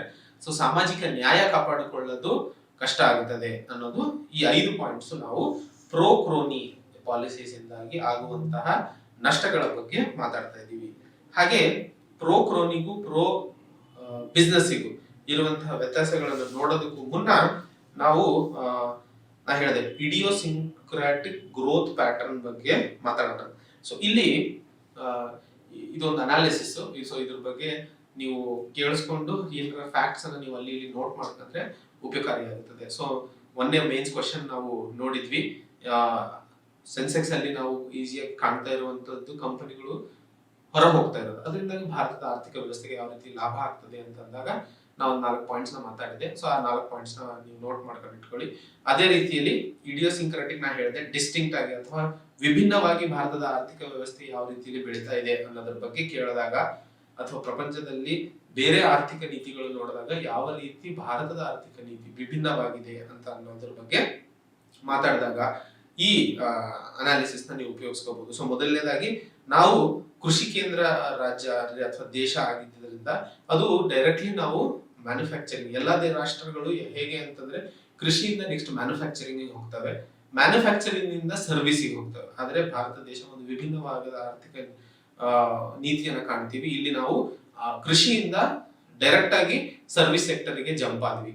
ಹಾಗೂ 60% GDP ಭಾರತದ GDP ಸರ್ವಿಸ್ ಸೆಕ್ಟರ್ ಇಂದ ನಾವು ನೋಡ್ತಿದೀವಿ. ಹಾಗೆ ಸೆನ್ಸೆಕ್ಸ್ ಫಾರ್ಮ್ ಅಲ್ಲಿ ನೋಡಿದಾಗ ಅಥವಾ ಸೆನ್ಸೆಕ್ಸ್ ನಾ ಹೇಳಿದೆ ಸ್ಟಾಕ್ ಮಾರ್ಕೆಟ್ ಅಲ್ಲಿ ಮ್ಯಾನುಫ್ಯಾಕ್ಚರಿಂಗ್ ಕಂಪನಿಗಳ ಲಿಸ್ಟಿಂಗ್ ಏನಾಗ್ತಾ ಇದೆ ಅದು ಕಡಿಮೆ ಆಗ್ತಾ ಹೋಗ್ತಿದೆ. ಹಾಗೂ ಸರ್ವಿಸಸ್ ಗಳ ಲಿಸ್ಟಿಂಗ್ ಹೆಚ್ಚಾಗ್ತಾ ಇದೆ. 1988ರಿಂದ 2019 ನೋಡಿದಾಗ ಮ್ಯಾನುಫ್ಯಾಕ್ಚರಿಂಗ್ ಕಾರ್ಖಾನೆಗಳ ಲಿಸ್ಟಿಂಗ್ ಅಥವಾ ಹೊಸ ಕಂಪನಿಗಳು ಕಾರ್ಖಾನೆ ಸೆಕ್ಟರ್ ಕಮ್ಮಿ ಬರ್ತಾ ಇದೆ, ಸರ್ವಿಸಸ್ ಅಲ್ಲಿ ಹೆಚ್ಚು ಬರ್ತಾ ಇದೆ. ಹಾಗೆ 1980ರಲ್ಲಿ ಸರ್ವಿಸಸ್ ನೆಗ್ಲಿಜಿಬಲ್ ಇತ್ತು. ಇವತ್ತು 60% ಭಾರತದ ಆರ್ಥಿಕ ವ್ಯವಸ್ಥೆ ಸರ್ವಿಸಸ್ ಸೆಕ್ಟರ್ ಅಲ್ಲೇ ಉಳ್ಕೊಂಡಿದೆ. ಇದು ಪಾಯಿಂಟ್ ನಾವೆಲ್ಲರೂ ನೆನ್ಪಿಟ್ಕೊಳ್ಬೇಕು. ಹಾಗೂ ಸೆನ್ಸೆಕ್ಸ್ ನಾ ಹೇಳಿದೆ ಮೊದಲಿಗೆ ಯಾವ ರೀತಿ ಕಾರ್ಖಾನೆ ಅಥವಾ ಮ್ಯಾನುಫ್ಯಾಕ್ಚರಿಂಗ್ ಮಾತ್ರ ಸೀಮಿತವಾಗಿತ್ತು, ಕಾನ್ಸಂಟ್ರೇಟೆಡ್ ಆಗಿತ್ತು. ಆದ್ರೆ 91ರ ನಂತರ ಪ್ರೈವೇಟೈಸೇಷನ್ ಆದ್ರಿಂದ ಬ್ಯಾಂಕಿಂಗ್ ಆಗಿರ್ಬೋದು, ಸರ್ವಿಸ್ ಆಗಿರ್ಬೋದು, ಇನ್ಫಾರ್ಮೇಶನ್ ಟೆಕ್ನಾಲಜಿ ಆಗಿರ್ಬೋದು, ಸೊ ಈ ತರ ಬದಲಾವಣೆಗಳು ಕಾಣೋದಕ್ಕೆ ಸಾಧ್ಯವಾಗಿದ್ದು ಸೆನ್ಸೆಕ್ಸ್ ಅಲ್ಲಿ 1991ರ ಪ್ರೈವೇಟೈಸೇಷನ್ ನಿಂದ ಆದಂತಹ ಬದಲಾವಣೆಯಿಂದಾಗಿ. ಹಾಗೂ ಈ 91ರ ಪ್ರೈವೇಟೈಸೇಷನ್ ಇಂದ ಆದಂತಹ ಇನ್ನೊಂದು ಲಾಭ ಏನು ಅಂತಂದ್ರೆ ಮಾರ್ಕೆಟ್ ಕ್ಯಾಪಿಟಲೈಸೇಷನ್ ಅನ್ನೋ ಒಂದು ಪದದ ಬಗ್ಗೆ ನಾವು ಡೆಫಿನೇಷನ್ ನೋಡಿದ್ವಿ. ಸೊ ಮಾರ್ಕೆಟ್ ಕ್ಯಾಪಿಟಲೈಸೇಷನ್ ಯಾವ ಕಂಪನಿಯ ಆರ್ಥಿಕ ವ್ಯಾಲ್ಯೂ ಮಾರ್ಕೆಟ್ ಅಲ್ಲಿ ಉಳ್ಕೊಂಡಿದೆಯೋ ಅದು ಯಾವ ರೀತಿಯಲ್ಲಿ ನಾವು ರೆಪ್ರೆಸೆಂಟ್ ಮಾಡ್ತೀವಿ ಅಂತ 91ರ ದಶಕದಲ್ಲಿ ನಾವು ನೋಡಿದಾಗ ಅತಿ ದೊಡ್ಡ ಕಂಪನಿಯನ್ನು ಅತಿ ಸಣ್ಣ ಕಂಪನಿ ಜೊತೆ ಕಂಪೇರ್ ಮಾಡಿದಾಗ 100 ಟೈಮ್ಸ್ ವೇರಿಯೇಷನ್ ಇರ್ತಿತ್ತು. ಸಪೋಸ್ ಈಗ ಫಾರ್ ಎಕ್ಸಾಂಪಲ್ ಒಂದು ಕಂಪನಿ ಎಕ್ಸ್ ಇದೆ, ಇನ್ನೊಂದು ಕಂಪನಿ ವೈ ಇದೆ. ಸೊ 91ರ ದಶಕದಲ್ಲಿ ನಾವು ನೋಡಿದಾಗ ಎಕ್ಸ್ ಅನ್ನೋದು ಅತಿ ದೊಡ್ಡ ಕಂಪನಿ ಅನ್ಕೊಳ್ಳೋಣ, ವೈ ಅನ್ನೋದು ಅತಿ ಸಣ್ಣ ಕಂಪನಿ ಅನ್ಕೊಳ್ಳೋಣ. ಸೊ ಎಕ್ಸ್ ಸರಿಸುಮಾರು 1000 ಕೋಟಿ ವ್ಯಾಲ್ಯೂ ಇದ್ರೆ ಅಥವಾ ಮಾರ್ಕೆಟ್ ಕ್ಯಾಪಿಟಲೈಸೇಷನ್ ಇದ್ರೆ ವೈನ ಮಾರ್ಕೆಟ್ ಕ್ಯಾಪಿಟಲೈಸೇಷನ್ ಸುಮಾರು 10 ಇರ್ತಿತ್ತು. ಸೊ ಇಷ್ಟೊಂದು ಹಣದ ಅಥವಾ ವೆಲ್ತ್ ಅಥವಾ ಇನ್ವೆಸ್ಟ್ಮೆಂಟಿನ ವ್ಯತ್ಯಾಸವನ್ನ ನೋಡ್ತಿದ್ವಿ. ಹಾಗೆ 2001ರಲ್ಲಿ ನಾವು ನೋಡಿದಾಗ ಅತಿ ದೊಡ್ಡ ಕಂಪನಿಗೂ ಇಲ್ಲಿ ಡಿಫ್ರೆನ್ಸ್ ಎಷ್ಟಿದೆ? 100 ಟೈಮ್ಸ್ ಇದೆ. ಅಂದ್ರೆ 100ರಷ್ಟು ವ್ಯತ್ಯಾಸವನ್ನ ಕಾಣ್ತಿದ್ವಿ ದೊಡ್ಡದಕ್ಕೂ ಚಿಕ್ಕದಕ್ಕೂ. ಅದೇ 2001ಕ್ಕೆ ಬಂದಾಗ ಅತಿ ದೊಡ್ಡ ಕಂಪನಿಗೂ ಹಾಗೂ ಅತಿ ಸಣ್ಣ ಕಂಪನಿಗೂ ನೋಡಿದಾಗ ಸುಮಾರು 75ರಷ್ಟು ವ್ಯತ್ಯಾಸವನ್ನ ಕಾಣ್ತೀವಿ. ಅದೇ 2018ರಲ್ಲಿ ನೋಡಿದಾಗ ಈ ವ್ಯತ್ಯಾಸ 12ಕ್ಕೆ ಇಳಿದಿದೆ. ಅಂದ್ರೆ ಎಲ್ಲರಿಗೂ ಅಥವಾ ಎಲ್ಲ ದೊಡ್ಡದಾಗಿರ್ಲಿ ಕಂಪನಿ ಸಣ್ಣದಾಗಿರ್ಲಿ ಪ್ರತಿಯೊಂದು ಕಂಪನಿಗೂ ಸರಿಸಮಾನವಾದ ಅವಕಾಶಗಳು ಕೊಡ್ತಾ ಇವೆ. ಈ ಮಾರುಕಟ್ಟೆ ಅಥವಾ ವ್ಯಾಪಾರಿಗಳ ಪರವಾಗಿ ಮಾಡ್ತಾ ಇರುವಂತಹ ವ್ಯವಸ್ಥೆಯಲ್ಲಿ ಸಣ್ಣ ಕಂಪನಿಗಳು, ಹೊಸ ಕಂಪನಿಗಳು ಎಲ್ಲರೂ ಬೆಳೆಯುವಂತಹ ಸಾಧ್ಯತೆಗಳನ್ನ ಕಾಣ್ತಾ ಇದೀವಿ. ಸೊ ಈ ರೇಷಿಯೋ ಏನಿದೆ ಇದು ಅದರ ಪ್ರತಿಬಿಂಬ ಆಗಿದೆ ಕಿ ಮಾರುಕಟ್ಟೆಯಲ್ಲಿ ವ್ಯಾಪಾರಿಗಳ ಪರವಾಗಿ, ಹೊಸವರಾಗಲಿ ಹಳವರಾಗಲಿ ಅವರ ಪರವಾಗಿ ನಡೀತಿರುವ ನೀತಿಗಳಿಂದಾಗಿ ಈ ವ್ಯತ್ಯಾಸಗಳು ಕಡಿಮೆ ಆಗ್ತಾ ಇದೆ ಅನ್ನೋದನ್ನ ನಾವು ಅರ್ಥ ಮಾಡ್ಕೋಬೇಕು. ಹಾಗೆ 1991ರಲ್ಲಿ ನೋಡಿದಾಗ ಇದು ಲಾರ್ಜೆಸ್ಟ್ ಫ್ರಮ್ ಅಂದ್ರೆ ಅತಿ ದೊಡ್ಡ ಕಂಪನಿ ಸರಿಸುಮಾರು 20% ಮಾರ್ಕೆಟ್ ಅನ್ನ ಹೊಂದ್ಕೋತಾ ಇತ್ತು ಅಥವಾ ತಮ್ಮ ಹತೋಟಿಯೆಲ್ಲ ಇಟ್ಕೋತಾ ಇತ್ತು. ಆದ್ರೆ ಅದೇ ಇವತ್ತು 2019ರಲ್ಲಿ ಸರಿಸುಮಾರು 19 ಅಥವಾ 13% ಮಾರ್ಕೆಟ್ ಅನ್ನ ತಮ್ಮ ಮಾರ್ಕೆಟ್ ಅಲ್ಲಿ ತೋರಿಸ್ಕೊತಾ ಇದ್ದಾವೆ. ಹಾಗೆ ಈ 91ರ ನಂತರ ಆದಂತಹ ಅಂದ್ರೆ ವ್ಯಾಪಾರದ ಪರವಾಗಿ ಮಾಡಿದಂತಹ ಮಸೂದೆಗಳಿಂದಾಗಿ ಕ್ರಿಯೇಟಿವ್ ಡಿಸ್ಟ್ರಕ್ಷನ್ ಅಂತ ಆಯ್ತು. ಕ್ರಿಯೇಟಿವ್ ಡಿಸ್ಟ್ರಕ್ಷನ್ ಪದದ ಬಗ್ಗೆ ನಾನು ಹೇಳಿದೆ, ರಚನಾತ್ಮಕ ಲಾಸಸ್ ಏನಿದೆ ಅಂತ ಹೇಳಿ. ಸೊ ಅದಕ್ಕೆ ಇರುವಂತಹ ಫೋರ್ಸಸ್ ಅಥವಾ ಅದಕ್ಕೆ ಇರುವಂತಹ ಸಪೋರ್ಟಿಂಗ್ ಏನು ಅಂತಂದ್ರೆ ಹೊಸ ಐಡಿಯಾಸ್, ಹೊಸ ಟೆಕ್ನಾಲಜಿ, ಹೊಸ ಇನೋವೇಷನ್ಸ್ ಹಾಗೂ ಎಫಿಷಿಯನ್ಸಿ. ಸೊ ಈ 4 ಕ್ಷೇತ್ರಗಳಲ್ಲಿ ಹೆಚ್ಚು ಒತ್ತಡ ಅಥವಾ ಹೆಚ್ಚು ಬಲಿಷ್ಠತೆಯನ್ನ ಭಾರತದ ಆರ್ಥಿಕ ವ್ಯವಸ್ಥೆಯಲ್ಲಿ ಕಂಡಂಗೆ ಹಳೆ ಕಂಪನಿಗಳು ಅಥವಾ ಯಾರು ಈ ರಚನಾತ್ಮಕ ಅಥವಾ ಸ್ಪರ್ಧಾತ್ಮಕ ಮಾರುಕಟ್ಟೆಯಲ್ಲಿ ಹೊಂದ್ಕೊಳ್ಳಕ್ ಸಾಧ್ಯವಾಗಿಲ್ಲ ಅವು ಹೊರಗಡೆ ಹೋಗ್ತಾ ಇರ್ತವೆ. ಹಾಗೆ ಇದು ನಾವು ನೋಡಿದಾಗ ಮೊದಲಿಗೆ ನಾ ಹೇಳಿದ ಹಾಗೆ ಆಶ್ಚರ್ಯ ಅನ್ಸುತ್ತೆ. ಅರೆ ಹಳೆ ಕಂಪನಿಗಳು ಇಷ್ಟೊಂದು ಡೆವಲಪ್ಮೆಂಟ್ ಅಥವಾ ಇಷ್ಟೊಂದು ಉಳ್ಕೊಂಡು ಅವ್ರ ಲಾಸಿಗೆ ಹೋದ್ರೆ ಇದು ಭಾರತದ ಆರ್ಥಿಕ ವ್ಯವಸ್ಥೆಗೆ ಹೇಗೆ ಒಳಿತಾಗುತ್ತದೆ ಅನ್ನೋದ್ರ ಬಗ್ಗೆ ನಾವು ಮಾತಾಡಿದಾಗ ನಾ ಹೇಳಿದೆ, ಮಾರ್ಕೆಟ್ ಕ್ಯಾಪಿಟಲೈಸೇಷನ್ ಅನ್ನೋದು ಅಥವಾ ಮಾರುಕಟ್ಟೆ ಈ ಪ್ರೋ ಬಿಸ್ನೆಸ್ ಪಾಲಿಸೀಸ್ ಇಂದಾಗಿ ಮಾರ್ಕೆಟಿನಲ್ಲಿ ಶೇರಿನ ಬೆಲೆ ಬೆಳೆಯೋದಕ್ಕಿಂತ ನಂಬರ್ ಆಫ್ ಕಂಪನೀಸ್ ಬೆಳೆಯೋದು ಜಾಸ್ತಿ.